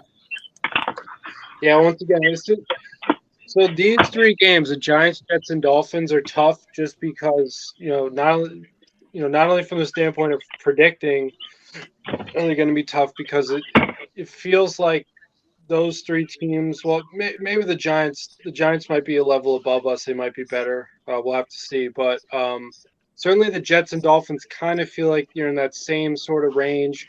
You're probably talking about both, 2 teams who are going to be vying in the AFC for the same exact playoff spot that we are. Probably all 3, the Raiders included, are wild card hopeful teams at this point. So I would say, so if I'm saying that the Giants and Jets, we split those two. Miami's they're one of those weird teams. I mean, as we've already said, Tua, that's a big factor, obviously. Not only whether or not he's going to play in general, because obviously he has a health concern, but even when he is on the field, which Tua are you going to see, right? Like sometimes Tua looks like an MVP candidate, and sometimes Tua looks like, he doesn't belong. So this is another tough one for me to predict just because it's late in the season. What is this team going to look like? I'm gonna.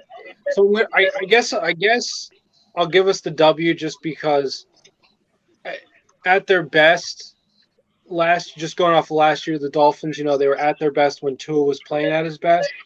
But if you guys remember, he sort of stumbled down the stretch even before he ultimately could not play at the very end of the season. But it kind of felt like Tua, he didn't play his best football. Let's put it that way down the stretch when they needed him most. So for that reason, I feel like we could win this game. So I'm gonna give us a W on this one. Don't forget, Vic Fangio is their defensive coordinator now, man. Oh, he is? Okay. Fuck yeah. Oh Lord, never mind then. Let me change that, man. So Kansas City, It's another spooky one. Hey, so let's just knock these out real quick. We're at home week 12. Eric. Oh well. See, it depends on what version of I'd say what version of Jimmy G we finna get. Against the Chiefs. Against the Chiefs. See, and we always compete. We always do good against them game one and then game two. That's when we get ran. Oh man, that's an L. That's another L.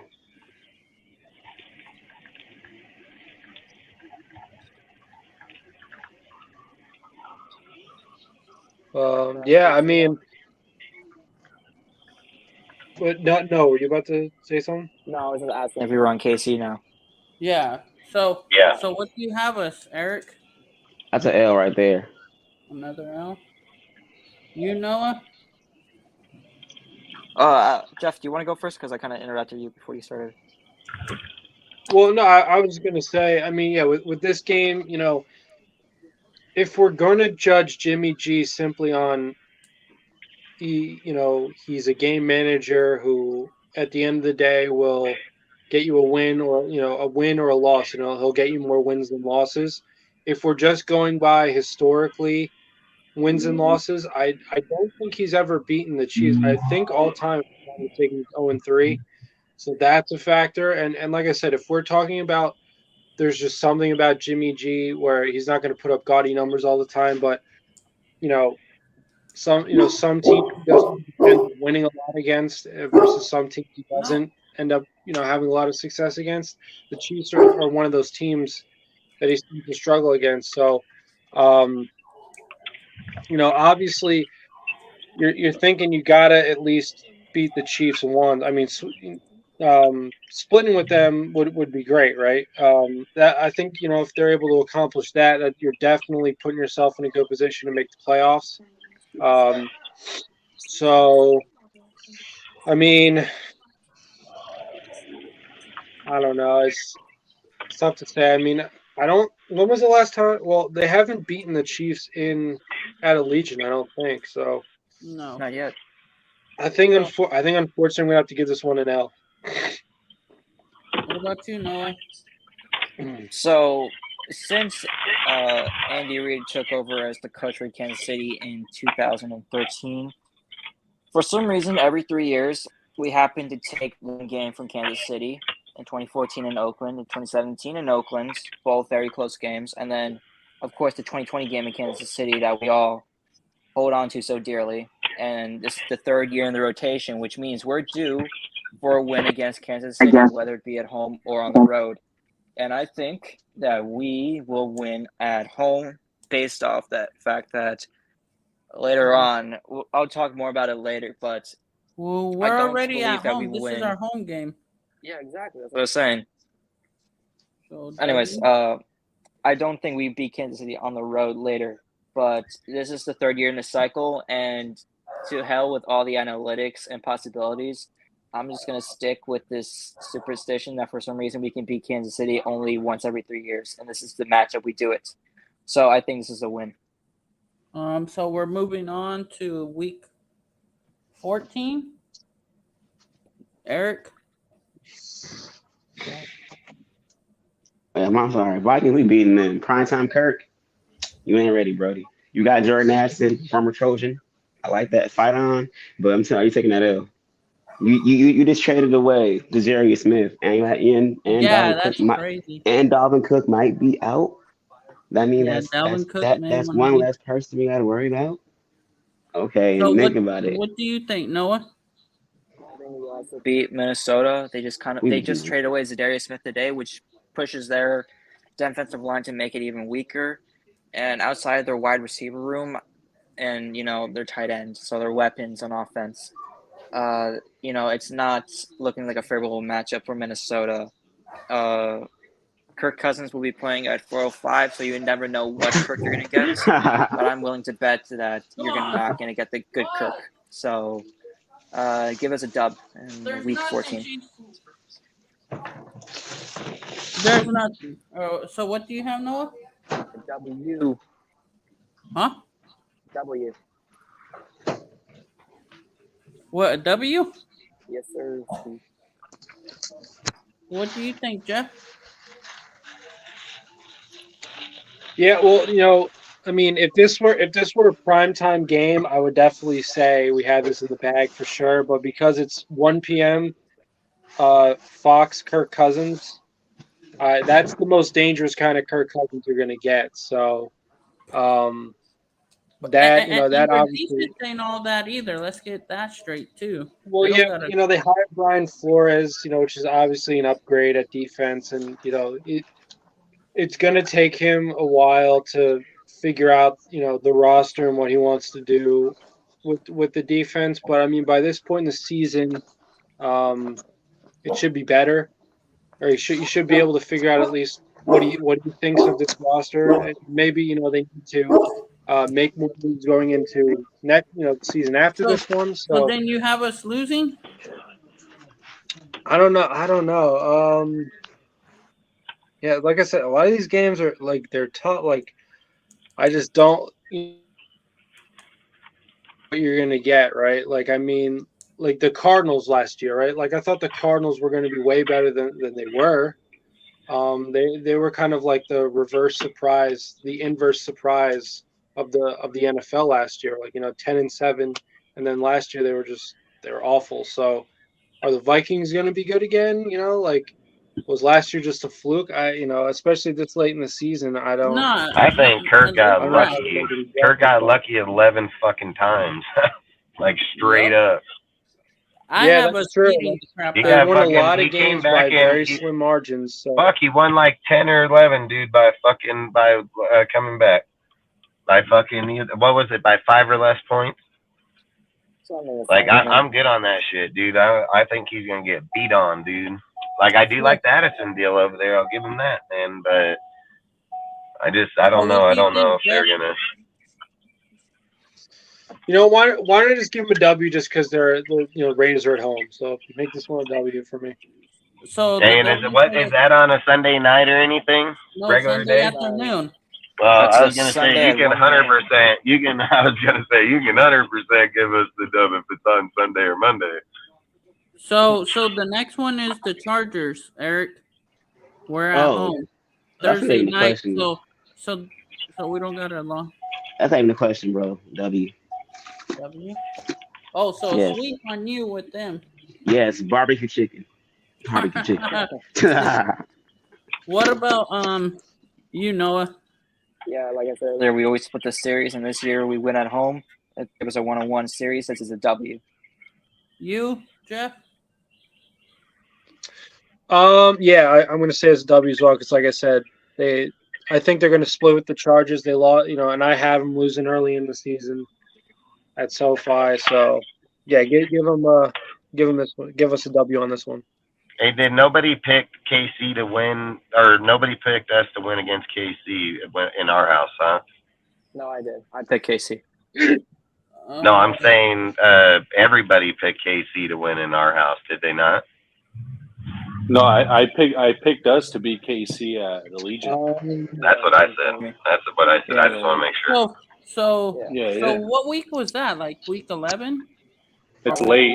12. No, What? it's late. It's week 12 for KC.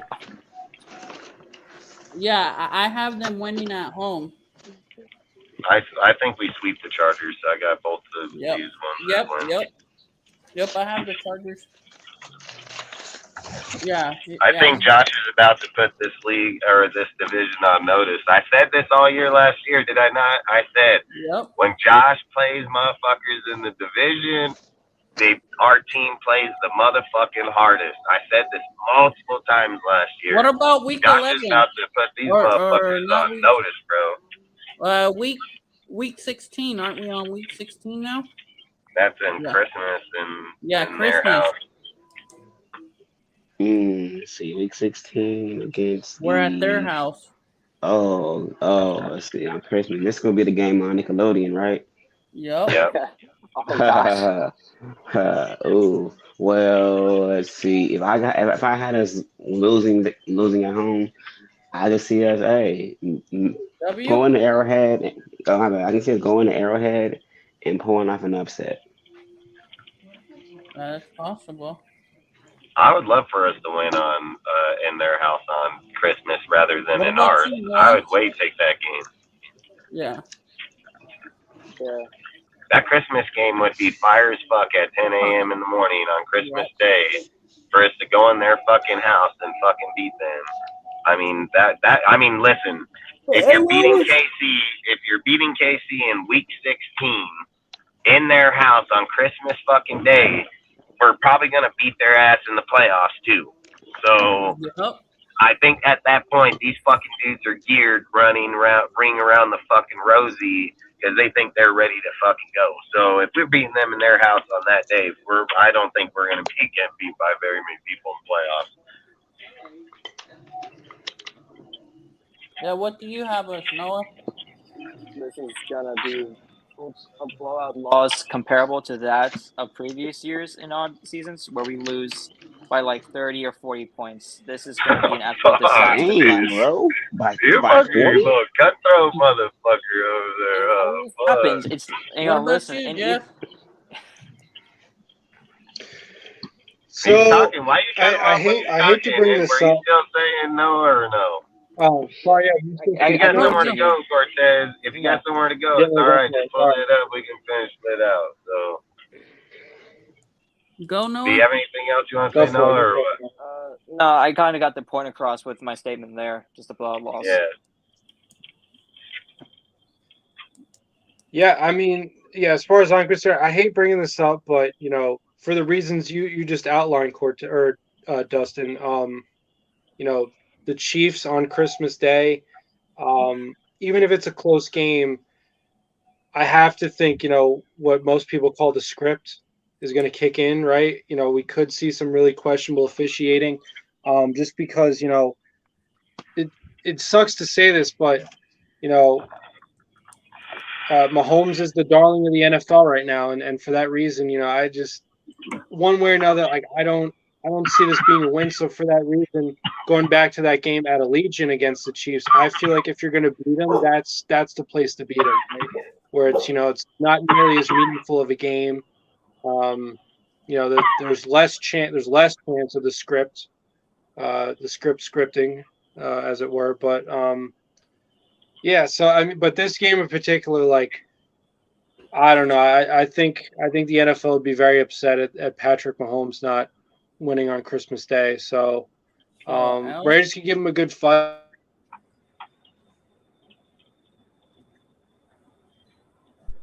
Unfortunately, I'm going to give this one an L on this one. All right, so the next one is the Colts. Day before New Year's. Colts, I got us beating Anthony Richardson, if he is under center, because it might be Sam Ellinger, knowing them, you know.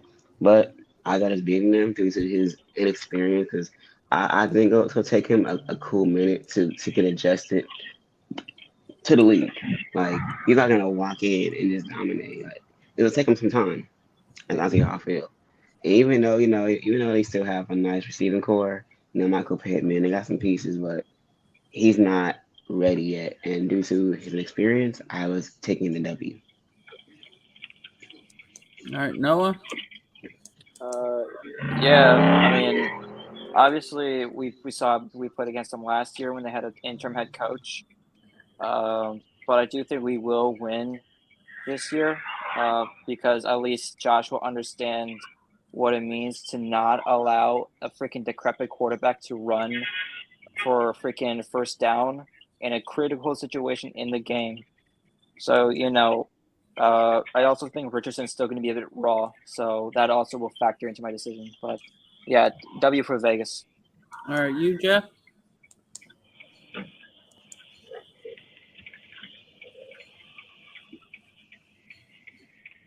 You there, Jeff? Are you there?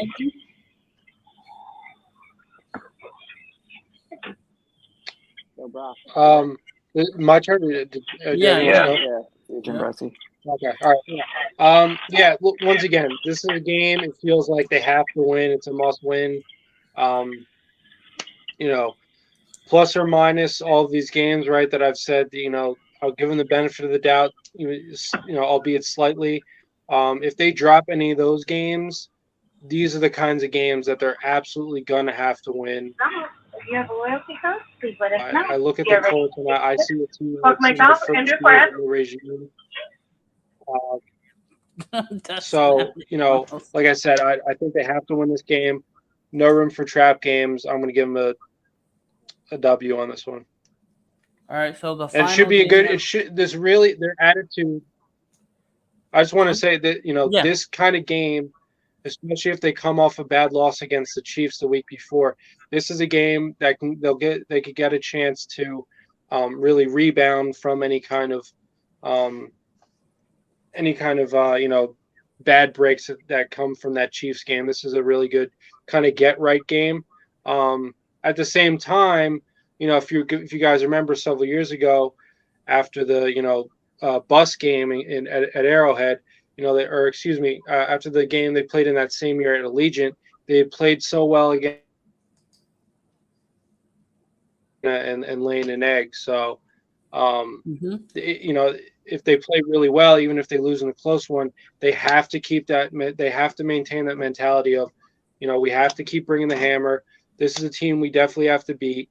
And this could be a get right game, even if they do lose against the Chiefs. So I'm going to give them a W on this one. All right. So Eric, last game of the season, it's either the salute Holly. Yeah, salute Sister Holly. If you want to pull up, I'll. I think we're gonna kick the shit out of the season against Broncos country. No. Let's hide. Remember, he said, "Hey." Yeah, I think we're gonna whoop up the. I think the Colts, and I don't care if it's Richardson playing or not, man. Yeah, you too. I think even if Richardson's playing, I still think we're gonna beat their ass. Richardson gonna overthrow players, overthrow them, not get it to them, especially on the underneath. And if they just go to running the ball, I think we're just gonna hone in and stop them. So I think we're gonna most definitely stop these Colts. That's a W. So Eric, before you go, I don't see Russ playing in this game. I see Jarrett Stidham, and we're gonna beat Stidham. Hey, what's the score in the game? What's the score in the Laker game, real quick? What's going on? Halftime. You guys are up by 10. Yeah, because AR had a half court buzzer beater. Let's go. Hey, you like that? Yeah, that was crazy. First half. We still got another half to go. Yeah. That's back. Jordan pulling foul trouble, man. It's too many courtside bodies right now, man. So what do we got? We got one game left. Yes, and that's against Denver, right? We beat them. Fuck that. Fuck it. Let's go. Yeah, we beat Denver. Fuck Denver. Denver garbage. We gonna sweep their ass, dude. I don't care. Peyton gonna. I think Peyton needs at least 2 years to get the team where he needs it to be at. So. And plus, I think at this point in the year, they're gonna be sucking. We're gonna be winning. I think we'll win this game. Plus, they'll probably sit their starters if they ain't even doing good. Yeah, freaking. We may see Jared. And we probably will sit ours too. So give it whatever you want to win, and hell, I can care less. Hey, bro, we're sweeping them, Dustin. We're sweeping the Donkeys this year. Again. I think just in Josh's tender, I think it's going to be a high priority for him to beat that team, man. Like straight up. Sweet. What do you think, Noah? Yeah, finish the season off with a sweep of Denver. And it'll be at home, so the more the merrier. So happy week 18.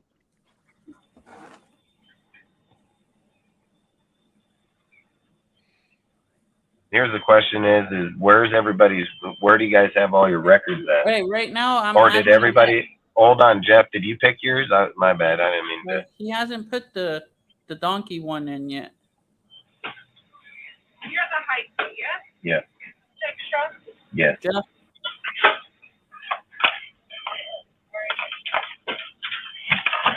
I don't think Jeff could hear you, dude. I don't. He's over there in La La. He's frozen. Oh. So let's just go, Noah. What's your record for the season? So Noah's 10-7, Eric's 12-5, and I'm just waiting on Jeff. And then.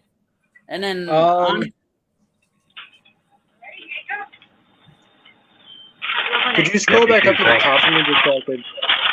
Huh?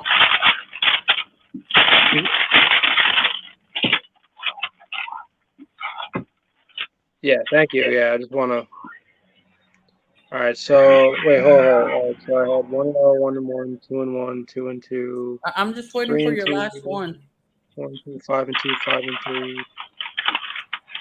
5-4, 6-4. So far I got 1, 2. Can you scroll down again? 4, 5 losses so far. Yeah, can you scroll down? Let me 1, 2, 3, 4. Did he scroll down or what? Scroll down. Or 6 losses. More? 75. Keep scrolling.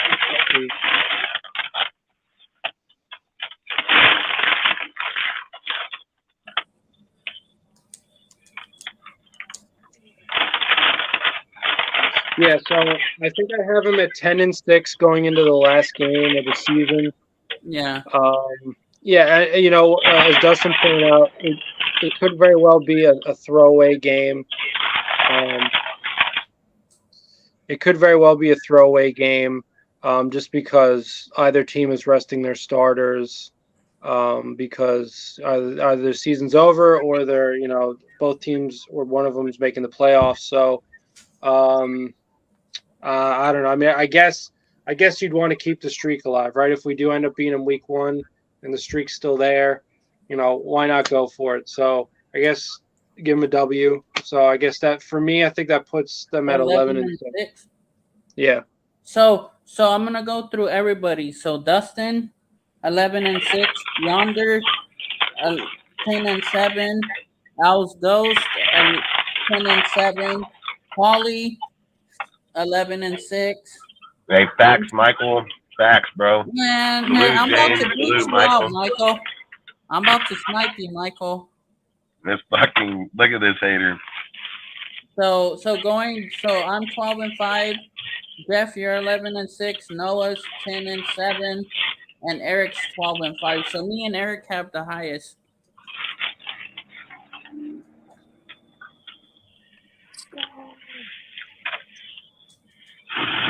12-5. I mean, you guys are saying we're gonna be beating some pretty good teams. Which I've said it. I have our ceiling at 12-5, our record at 10-6, and foul. And I think our lowest is gonna be 8-9.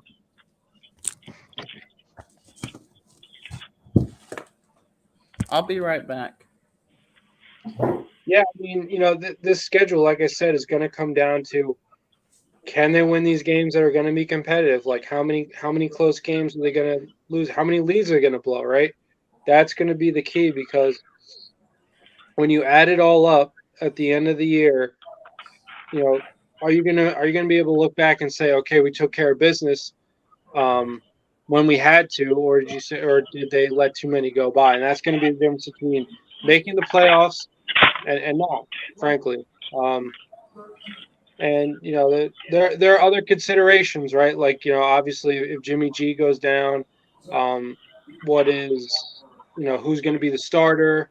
How's the team going to look? But at the same time, Tom that Brady. was the guy, right? Yeah, I mean, honestly, why not? Right? He's the owner at this point. He can activate himself, but Huh.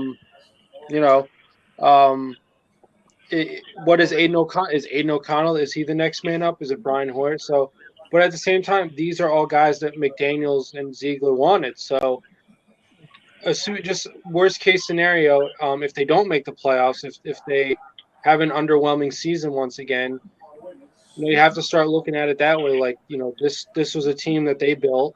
The risk, especially with Garoppolo, was always there, especially for injury.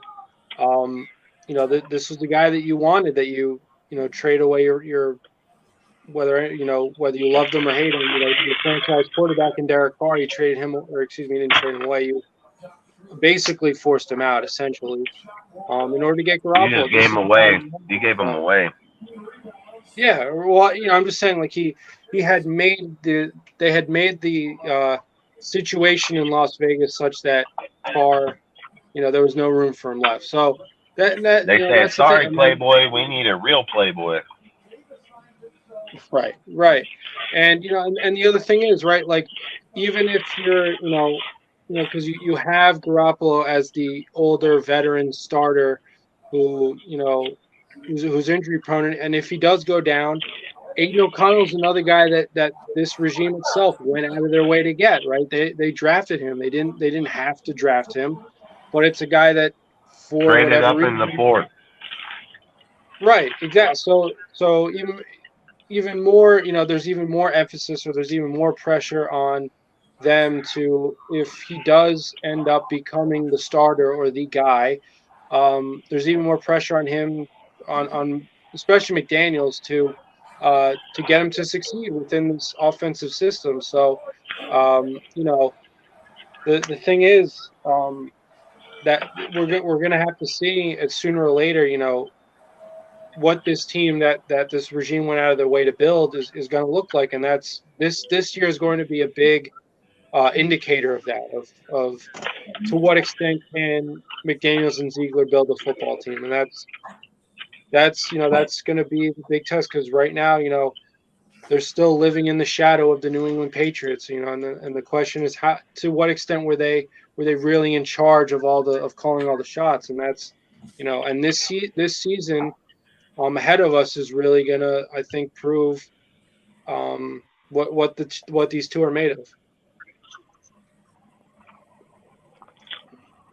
But happy to get the schedule. Excited for football as always. It's always a good time of year when you get the schedule. You have something to look forward to. So, just out of all the people we've done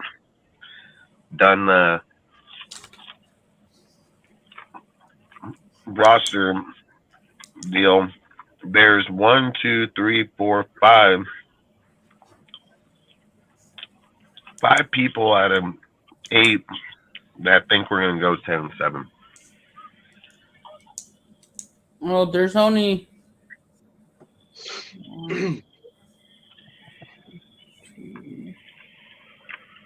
three. There's 3, Dustin. Because you, Holly. No, Al, me, Holly, Yonder. Yonder's was 10-7.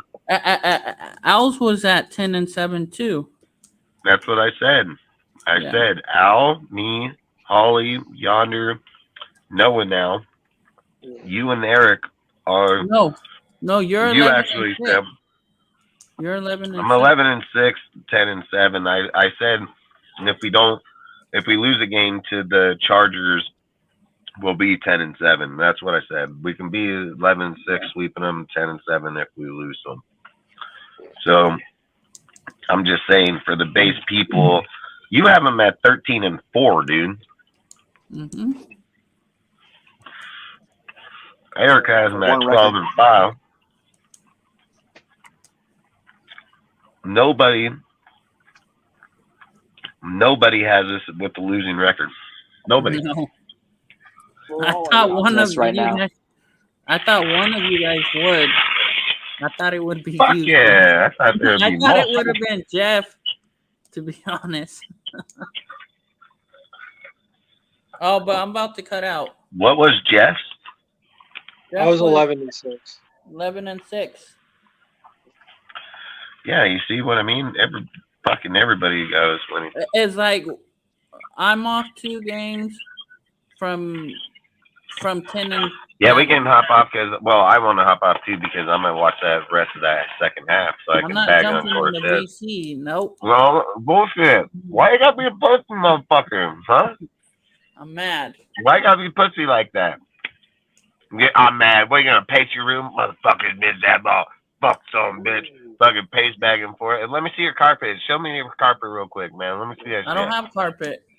That's why I say you're gonna wear a hole in the fucking carpet for damn sure. Come on, Curry, smack. Get Shooter into fucking foul trouble more. Not bad. Outside that, Shooter, anybody else got anything else they want to talk about or say or whatever? We're all good, I think. I mean, I'm down to discuss more topics if you guys want to stay on for a little I bit. mean, I am. I'll stay. I don't care. Okay. Yeah, I personally have at least another like half hour in me, so. And I know what topic you're itching for. I already know. Me? The Tom Brady Yeah, one. Tom Brady's fucking fat. You guys, you want to talk about that one? I know that's what one you're looking for sure. I mean, it's interesting. I don't, it's. Do you guys want to talk about it? I'm down to talk anything. I'm down to talk anything. Tom Brady's gonna be the new owner. Let's go. Yep. All right.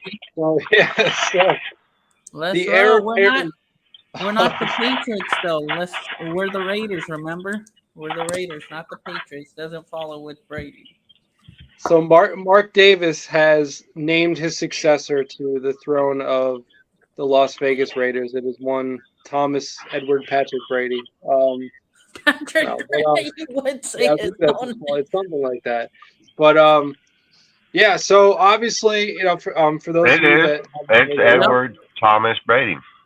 Yeah, it's like Thomas Edward Patrick. I've heard so many New England, like Boston sports fans, like say his full name, like it's, like it's Jesus Christ or something. But yeah, so obviously, another sort of bombshell piece of news to hit Raider Nation today, or over the past, several hours, is that 5 o'clock this morning. So let me throw this out too. It's not finalized yet. It won't be finalized until the end of this month when they go to Minnesota or Minneapolis somewhere. It's for what, the owners meeting, the second owners meeting. Yep, the second owners meeting. That's when we're gonna. Where they're gonna bring him in with the Illuminati, give him the robe and the crown and the staff, and be like, "Hail to the Raider, Tom Brady." Right, yeah, exactly. Hail to the greatest Raider of all time, Tom Brady. Hey, I'm telling you, bro, this fucker Jimmy goes down, he's going to take over in the middle of the season. Might as well. He'll run down from the presser box, dude, putting on his shit. Like, let's go. Might as well. But, yeah, no, but what is interesting about this is that back in March, actually, Tom Brady had bought a piece of the Las Vegas Aces, which Mark Davis also owns. So the business relationship, obviously, this is not the first chapter in there or the first moment in their business. Hey, Dustin, or not to change subjects, but fucking this is Dennis Schroeder's second technical. He's out of there, gone. Dennis Schroeder heading to the lockers. Crazy. Hate to see it. But yeah, so obviously he's helping our players get hurt so he can win. Okay, interesting theory. But yeah, I mean, that's fact. In theory, that's what he says every time. So why don't we go around the panel and talk about our feelings on the matter? I mean, I personally, first of all, I think the whole fetish that Mark Davis has with anything and everything related to the New England Patriots is frankly weird. But ultimately, nothing succeeds like success, and if they start winning by way of this approach, then obviously I will be happy. Everyone will be happy. But right now, where I stand right now, it just seems weird how deeply obsessed he is with, like I said, anything and everything having anything to do with the Patriots. I mean, I said in the comments earlier, it kind of feels like he wants to be Robert Kraft, which to me, just like any kind of coach doesn't exactly want to be a carbon copy of any other coach. I would say any owner shouldn't want to be a carbon copy of another owner. I think it's kind of weird. I think it's plagiarism. So, but this really isn't. It's not that big of a deal. It's not earth shattering. I mean, it's just an athlete. One way to view it is it's just an athlete trying to expand their portfolio, trying to open up a revenue stream for themselves. So they're buying stake in a sports team, right? Like we've seen this multiple times throughout recent history happen. So I don't know, why don't you go on the panel and talk about your guys' feeling on it? Do you think it's a big deal? Do you think there's going to be a culture change? Do you think that Brady could act as like a football advisor to Mark Davis, which obviously I think that would help us, frankly, not only in general, but in terms of working with McDaniels and Ziegler for that matter, and trying to establish the kind of culture that Mark Davis seems to be capitalizing on. What do you guys think? How's it goes? You want to go first? How's it goes? You there? No, you want to go? Salute, Raider Band. Appreciate you, bro. Yeah, sure, I guess. Like you said, the business partnership between Davis and Brady has already been established with the Aces from a few months ago. I don't really think this affects the organization that much as a whole. I see it more as a new stakeholder in a franchise, and obviously, Brady's going to have some input on some, decisions that Mark Davis will consult with him and the other stakeholders before, he decides to go to the EVP of football operations or Ziegler. Right. Because it's all about, at the end of the day, it is a business, and if you're talking about ownership, it is talking mostly about business and not exactly, what's best for the team. But yeah, I don't really see this changing much for the organization. I think it's good for Brady. I mean, I'm less opposed to Brady joining the ownership group as I am opposed to him being a QB for the Raiders, because I was really against that. So, if this is the worst that's going to happen, if we have to have Brady related to our organization, then so be it. It's not that bad. Right. Yeah, exactly. I mean, obviously Brady's main job, starting this NFL season is going to be as a broadcaster. So one would think that he's going to be mainly preoccupied with that. And for that reason, it would probably seem to follow that being an owner of the Raiders in general is just going to be a form of passive income for him, right? He just, buys a stake. He accrues the income. He doesn't really have to do much for it. So, you help bring sponsors here. You help bring better players here. Like Brady coming here helps our team in a lot of ways. And let's be real, Brady can probably run this team better than Mark. He's way smarter than Mark will ever be. Brady's way smarter than him, and when it comes to football. And I've heard people say, why wouldn't you go get Magic? Why would you go get a guy that plays basketball and bring him to the fucking NFL? That'd be no different than you saying, go get Brady to take him to the NBA. Listen, your shit can go so far, money goes so far, but let's be real. I think the reason that Mark brings in Brady is very strategic, dude. Let's be real. If Brady need to put a group together with his money on the line to buy the fucking Raiders, I think getting $800 million ain't going to be too much of an issue for him to put a group together to pay out the fucking tax. And then let's even be more real. what does Mark and them own? They own 47%, right? So that means 53% is owned by somebody else or other people. They obviously don't want to be in the highlight. They don't want no part of it. They don't want to be in any part of the spotlight or anything. So I'm 100% confident that if Mark was to get sick, and knowing that fucking Brady was on the board right there, he can most definitely make Brady the assessor, and the NFL would welcome it with open arms, dude. And let's be real, at the end of the day, I've been saying this, and I was talking to Al earlier, and I wanted to talk to like Scout and some people and just kind of research this.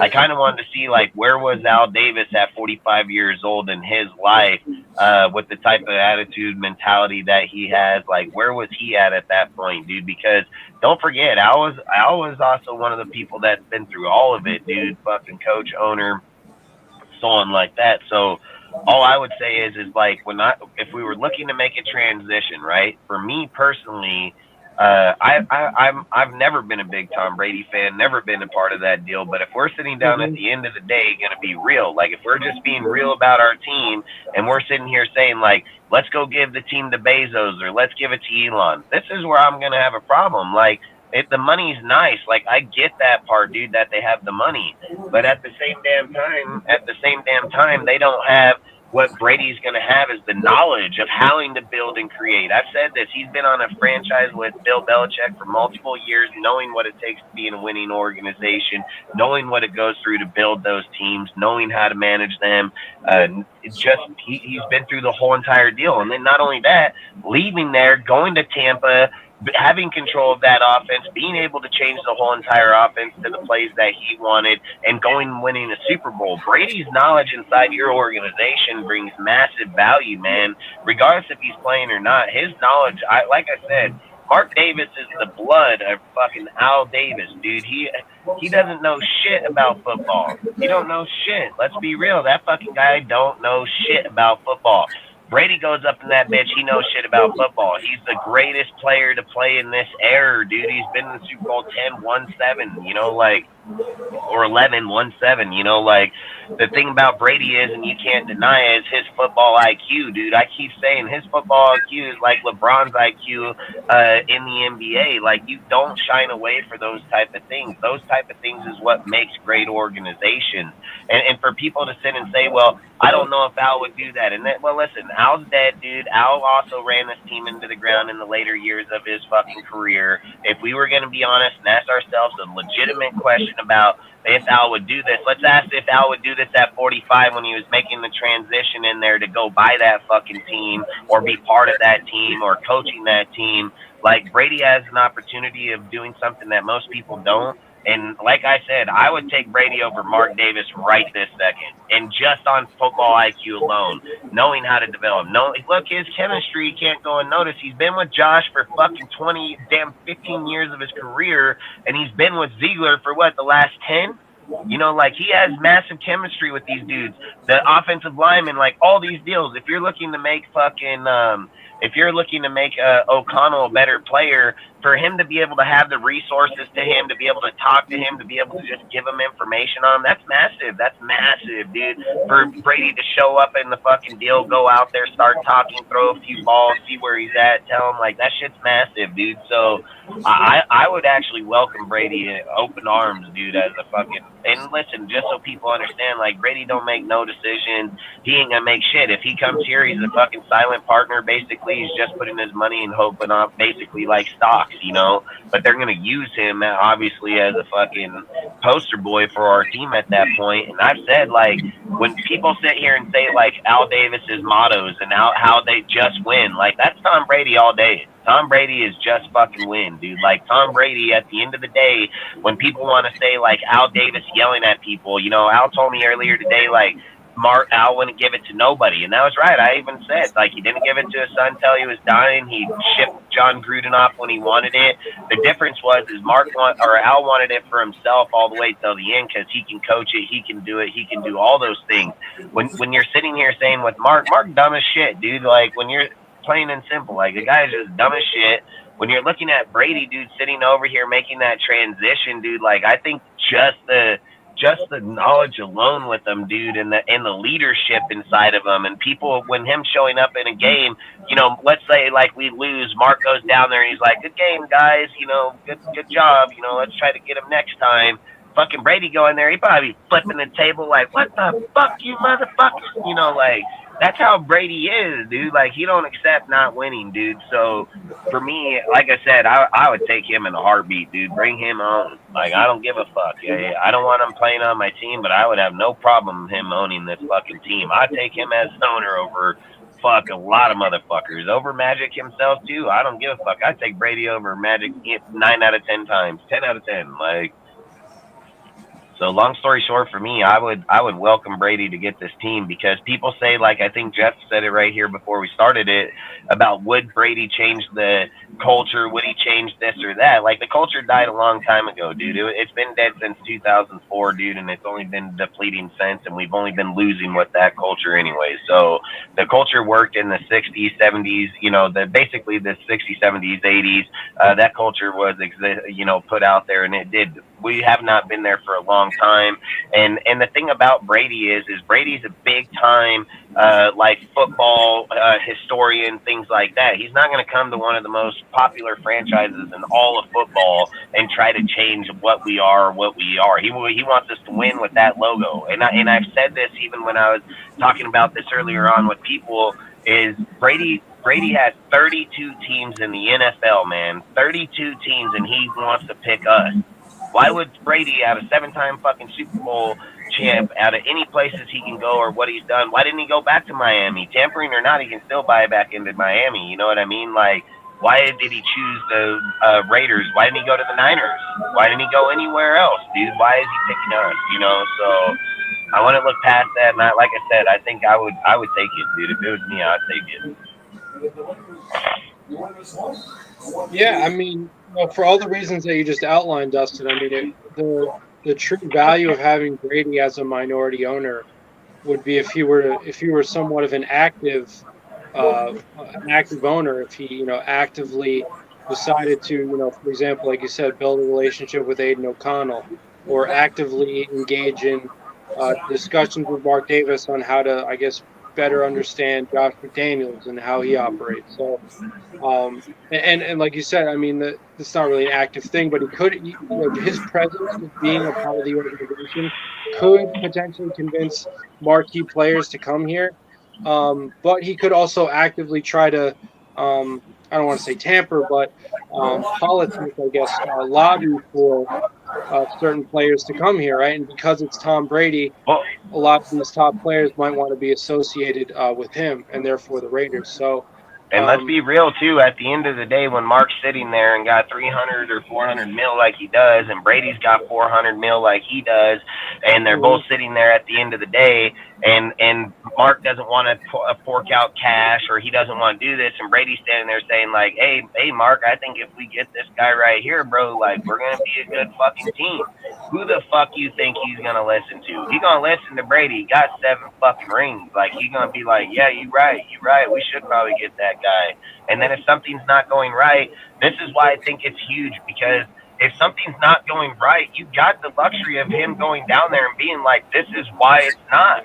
Like at the end of the day, Brady knows that shit just as well as anybody else, dude. Probably just as well as Josh, you know. So like I said, he's gotten 6 rings under that fucking format, dude. So at the end of the day, I think that brings massive value. And when people are sitting here saying, like, you want to compare O'Connell to Brady, well, what's better than having Brady himself being able to talk to him off the field, you know, having relations with them, being able to maybe set people up in our organization to make him better, you know? Like, I've watched video on that kid. He's a really humbled kid, dude. Like, he's an actually really good fucking kid. So I think that kid's gonna try hard like a motherfucker, dude. So I would most definitely be ready for this kid, because he looks like a try hard, dude, but he's a really good kid. So again, like I said, I think I hope to God he buys into the Raiders. Like, I'll just be honest with you, man. I hope to God he buys into the Raiders.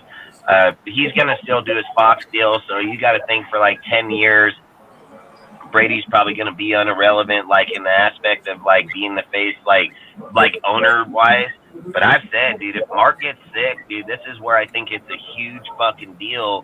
Where if Mark gets sick and he doesn't have an assessor like Brady on the ball that owns stake inside the fucking team, guess what the NFL is going to do? They're going to take possession of the team and give it to the highest bidder at that fucking point. So for me, I think fucking having Brady there, Mark can be like, hey, I'm going to give it to Brady. Brady's 45 years old, bro. You know what I mean? Look at these motherfuckers living till they're 80, 90, looking like Greek gods, you know? So, hey, I'm taking Brady all day, bro. Like, if I'm looking at Brady running this team, listen, I've said John Gruden is like the perfect owner for the Raiders, but if you couldn't have it, I would not fucking be disappointed if it was Brady. I mean, that fucking guy knows football just as well. I mean, he's fucking smart. I would take it, dude. Like, in a heartbeat. I'm telling you, in a heartbeat.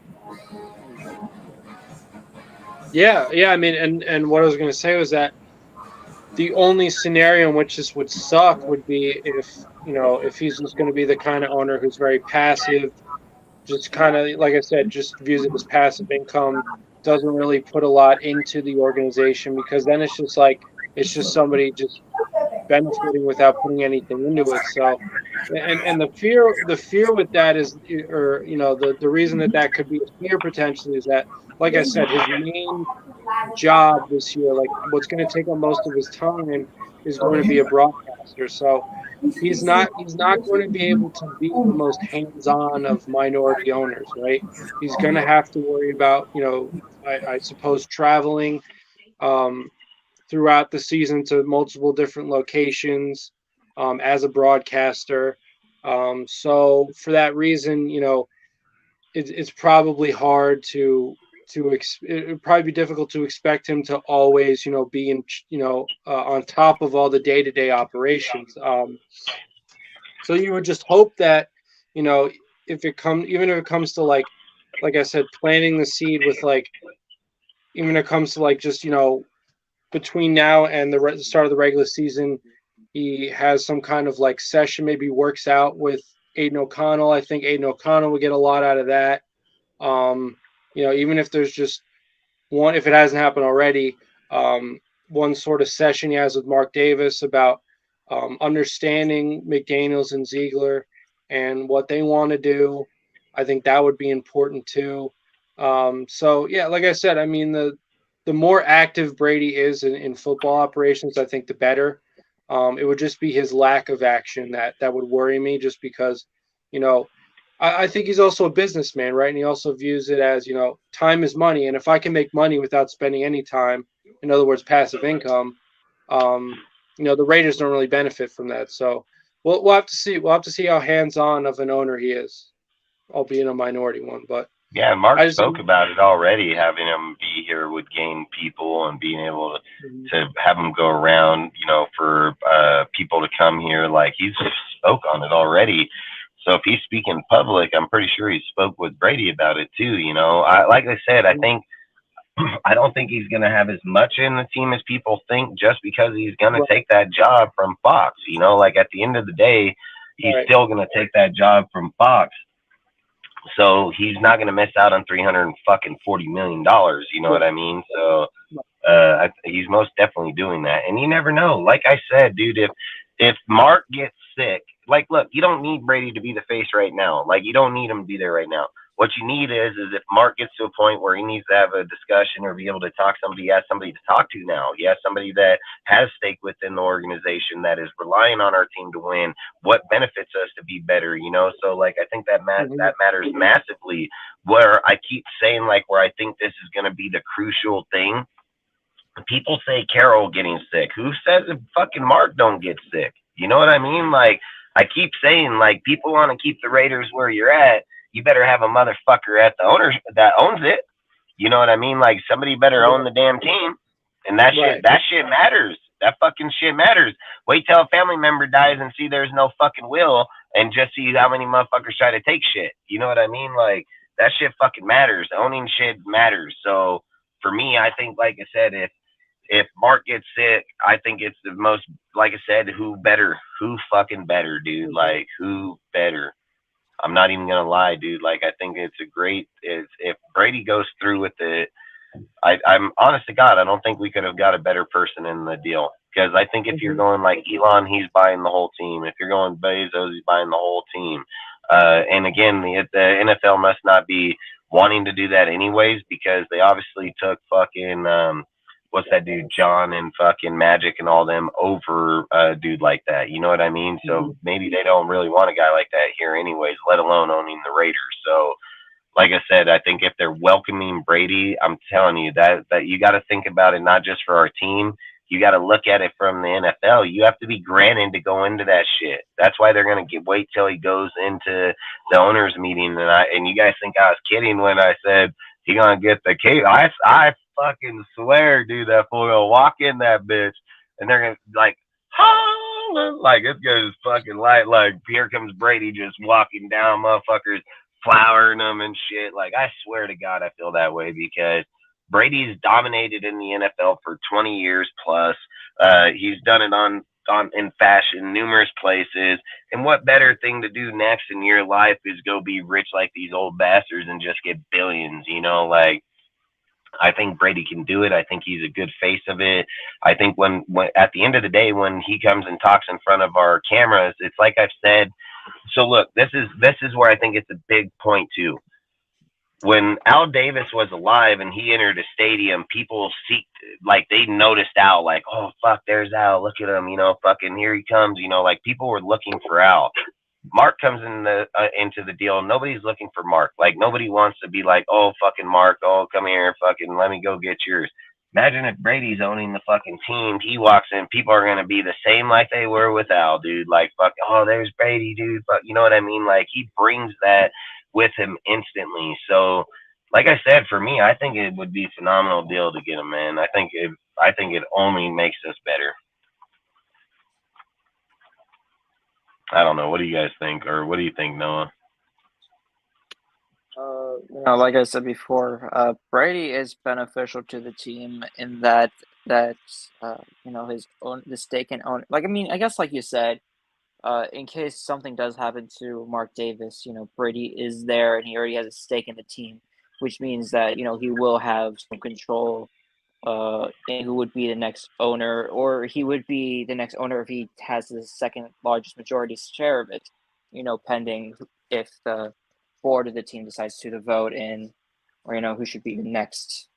And I've said like Mark market share. So yeah, and Mark doesn't have any successors, any kids, any deal. You know what I mean? Like if he's looking at keeping that franchise like it, like it as the Raiders his dad, like he has nothing to lose because the shares are going to go to him, right? And they look at it like this, like they're going to go, okay, the shares go to you, your mother's shares are going to go to you, you're going to pay out this fucking gains tax on that, so you're going to be paying out a hefty fucking deal. Now let's just say that fucking Mark gets sick during the same time, they're able to transfer those shares to Brady.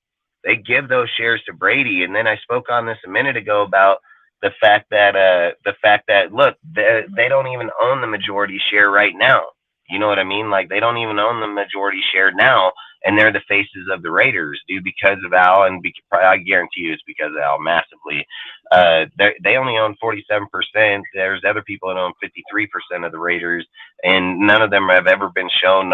Nobody even knows who the hell they are. You know what I mean? So all I'm saying is like I can see them make that transition to Brady, and I can see the NFL like push it along right away. Like sometimes how they're like, oh, we got to go through these meetings. Oh, we need to evaluate. Like I can see them be like, fuck yeah, push that shit. You know what I mean? Like that's Brady right there. Like that's a massive deal for the NFL. So. And it's the name, it's the legacy, dude. Like Brady is the biggest thing in football. Like when you're looking back right now, as much as people want to hate LeBron or hate Brady, those guys are the biggest names in those sports right fucking now. And when Brady goes, like I said, they're gonna notice. LeBron's goes, they're gonna notice. Like that shit. That's just all I'm saying is like their names are big enough where once they're taken out of the equation, it's a massive loss. You know what I mean? So all I would say is for me, like I said, I would take him. Whatever's best for the brand, I guess that's what it comes down to when you make these sorts of executive decisions. Yeah, facts. Like, and that's why I say the TB12 is a massive brand, logo, everything. They brand it great, dude. And at the end of the day, that's what it's about, is being able to push advertisement and push your logo, your brand, and be able to have a backing behind it. I think, like I've said, like anybody, I think in my opinion, anybody can go out. Any rich guy can go on a team. Like, look at it like this, right? Like, Jerry is a great person, I'll and see you guys he all does a good later. I job. gotta go Why? What happened? because I'm pissed. I'll be back. What's the score? Tell me. Fuck LeBron. LeBron's a little bitch. Man, fuck you, bitch. Tell me what the score is, motherfucker. Oh, we're down a little, but LeBron. What's a little? And LeBron got hit in the face like a bitch. That's what he deserves. What quarter? Okay, listen. Outside of the bitch and this and that, what quarter and how? What's the point? Fourth quarter? How many minutes? I don't know, but I'm out. Motherfucker, tell me how many fucking minutes. It's a commercial. 10-15 to go. How many minutes? Like 8 minutes to go. And how many points are you down? Like 14. Ooh. And Shooter got thrown out the game. I'm gonna get paid. Hey, do you want to know what Draymond did? Fucking Draymond pushed the ball into Shooter's fucking face and threw him out the game like a bitch. That's what Shooter is, a bitch. And they threw out Draymond? No, Draymond didn't get thrown out. Draymond didn't get a check for it either. Man, we gotta end this live so I can go watch this last 8 minutes. Do you have the video? Shooting 3 for 18. Is it going on? Is it in the Discord? No, I don't know. No, wait, but I don't know. Fucking, where the fuck is it at?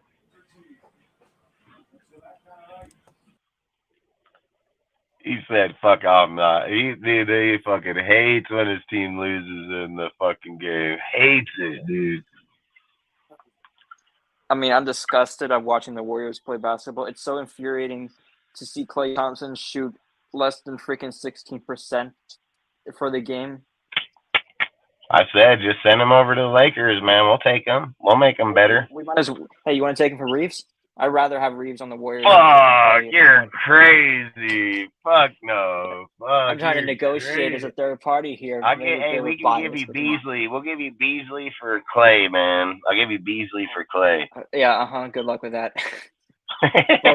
They both belong in China with the way they're playing this year. Hey, fucking facts. Because Beasley is dangerous when he's on. That fool, for whatever reason, he just ain't been on, dude. Fucking. But yeah, he was a good player. He just fucking he hasn't been doing it. So. I normally have a team to root for now. The Nets are freaking terrible again, which I'm happy about. I'm so sick of the. I was so sick of watching the KD.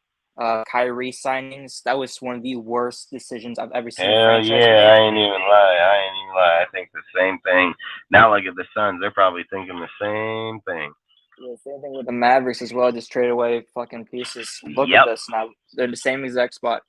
Facts, dude. Straight facts. Sean Marks, the GM for us. He's been on a hit list for me for like the past 3-4 years. But he got those bags by trading away the guys. So who was it? Sean Marks, our GM. Oh yeah. And so we're rebuilding. I'm happy with our future for Brooklyn, but I'm so whenever I see players from the 2018 squad like D'Lo, because I see him balling out with the Lakers now. It just reminds me of what could have been with that core. Hell yeah. Hey, do blame me. I think that shit about Randall, Ingram, fucking D'Lo. I mean, fuck, I can go down numerous players. You know what I mean? Like, believe me, I feel you on that shit for sure. So, yeah, I ain't gonna lie. All right, dude. Well, I guess fuck. You guys have anything you want to talk about? Because if not, I'm gonna pop off and go watch that game in the Discord real quick. Yeah, I think I'm all set for the night. I'm gonna go to bed soon anyway. So. All right. Hey, is it on TNT or what? What channel is it on? It's on ESPN right now. Yeah. All right, awesome. I got both of them. I just gotta know which one. I got my Dish app hooked to my phone, so I just gotta know what one it's on. Outside of that, you don't have anything else you want to talk about? How many minutes are left? There's 8:52 left in the game. Yeah, that's a long time. They got a chance. There's a chance. Yeah. they're down 19, and with the way they're going right now, it's just not looking good. Both Curry and Thompson are just so cold from deep. Curry is 20% from three. Clay is, I don't know. That's in the tens. It's terrible. Damn. It's awful. LeBron though, 30 points almost. I told them, man. I said it, dude. I said LeBron, you can guarantee 28 from LeBron, man. So, yeah. Oh man, that's how is AD playing? Did AD come back playing pretty strong or what? He's got 18 boards. Jesus, and he's got 15. Fuck, let's go. That's what I'm talking. That's gonna be a battle for the next few years. That's what I'm talking about, man. That's what I'm talking about. See, the difference is they're talking about breaking up the Warriors right now with Clay and fucking Draymond come next year. They're 32 years old. LeBron is 38, dude, still leading, dude. Like, I love it, man. So I would take Clay though, dude. I like Clay. I hope your team doesn't get rid of him because I really do like him, man. So I think Clay is dangerous, dude. When Clay gets going, dude, it's night. Yeah, he's a very streaky shooter, that's for sure. Well, that's what he is in this stage of his career. So he's definitely not worth the max he's got right now. Hey, salute, Melky Breeze. I'm not sure you give Draymond a type of contract that he wants. That's for the same reasons that we gave Clay. I always say Breeze, but Beezy, man. My bad, dude. My bad. Don't worry. The Warriors will. For the Warriors fans that are in this chat right now, I'm not necessarily a diehard of the Warriors, but I do root for them. Things will get better. Even if you guys are still in the middle of your dynasty, quote unquote, it's really not at a point where you want to be. It's like the Red Wings in like the 2010s, where you're just holding on for dear life just to keep the dynasties alive somewhat. That's what I'm saying. I think, like I said, at certain points you have to make that transition, knowing for me, I think the Warriors can make the transition easily. Might go in a year or two down, but still, you got dudes like Wiggins, frickin' Curry, Clay. You got Poole over there, dude. You got good people. I think Looney's trash, bro. I think Looney needs to go bye-bye. But outside of that, I mean, fucking, I don't care if he gets 20 boards. He's like Westbrook, bro. He can get 20 boards. He has 0 fucking points, dude. That ain't shit for anybody. So for me, I think you need somebody. I've even said what is that dude's name? Kaminga or something. Put somebody else in that bitch and let him shoot. At least let him shoot points. You're losing. Just let him shoot fucking points. That's the whole thing I've never understood about that shit in basketball, where you get a player where they're like, yeah, we're gonna use him to get oh, fucker, that means you only got 4 guys on the court gonna score points. This fucking guy got 25 fucking rebounds, but he got fucking 2 points. What the fuck? Fuck that. It's kind of having a linebacker in football that's only good at tackling. You do one thing extremely well. He's only good at tackling you 5 yards. After that, he sucks. Yeah. Fuck, that's crazy, dude. That's crazy. That's like you said, if you have a linebacker, he can only tackle you within the first 5 yards, and if he don't get you, fucking bye-bye, Yeah. Fuck that. Not even 5. Let's just say 2, because this fucking guy don't get nothing. This guy don't get shit. I think he's so bad. If Cortez was here right now, he'd be holding his pocket. Oh, I think he's down. No, that guy, fuck, I don't think. Shaq is dominant on the board. AD, dominant on the board. He'll get the rebounds and the points, so. What did they say?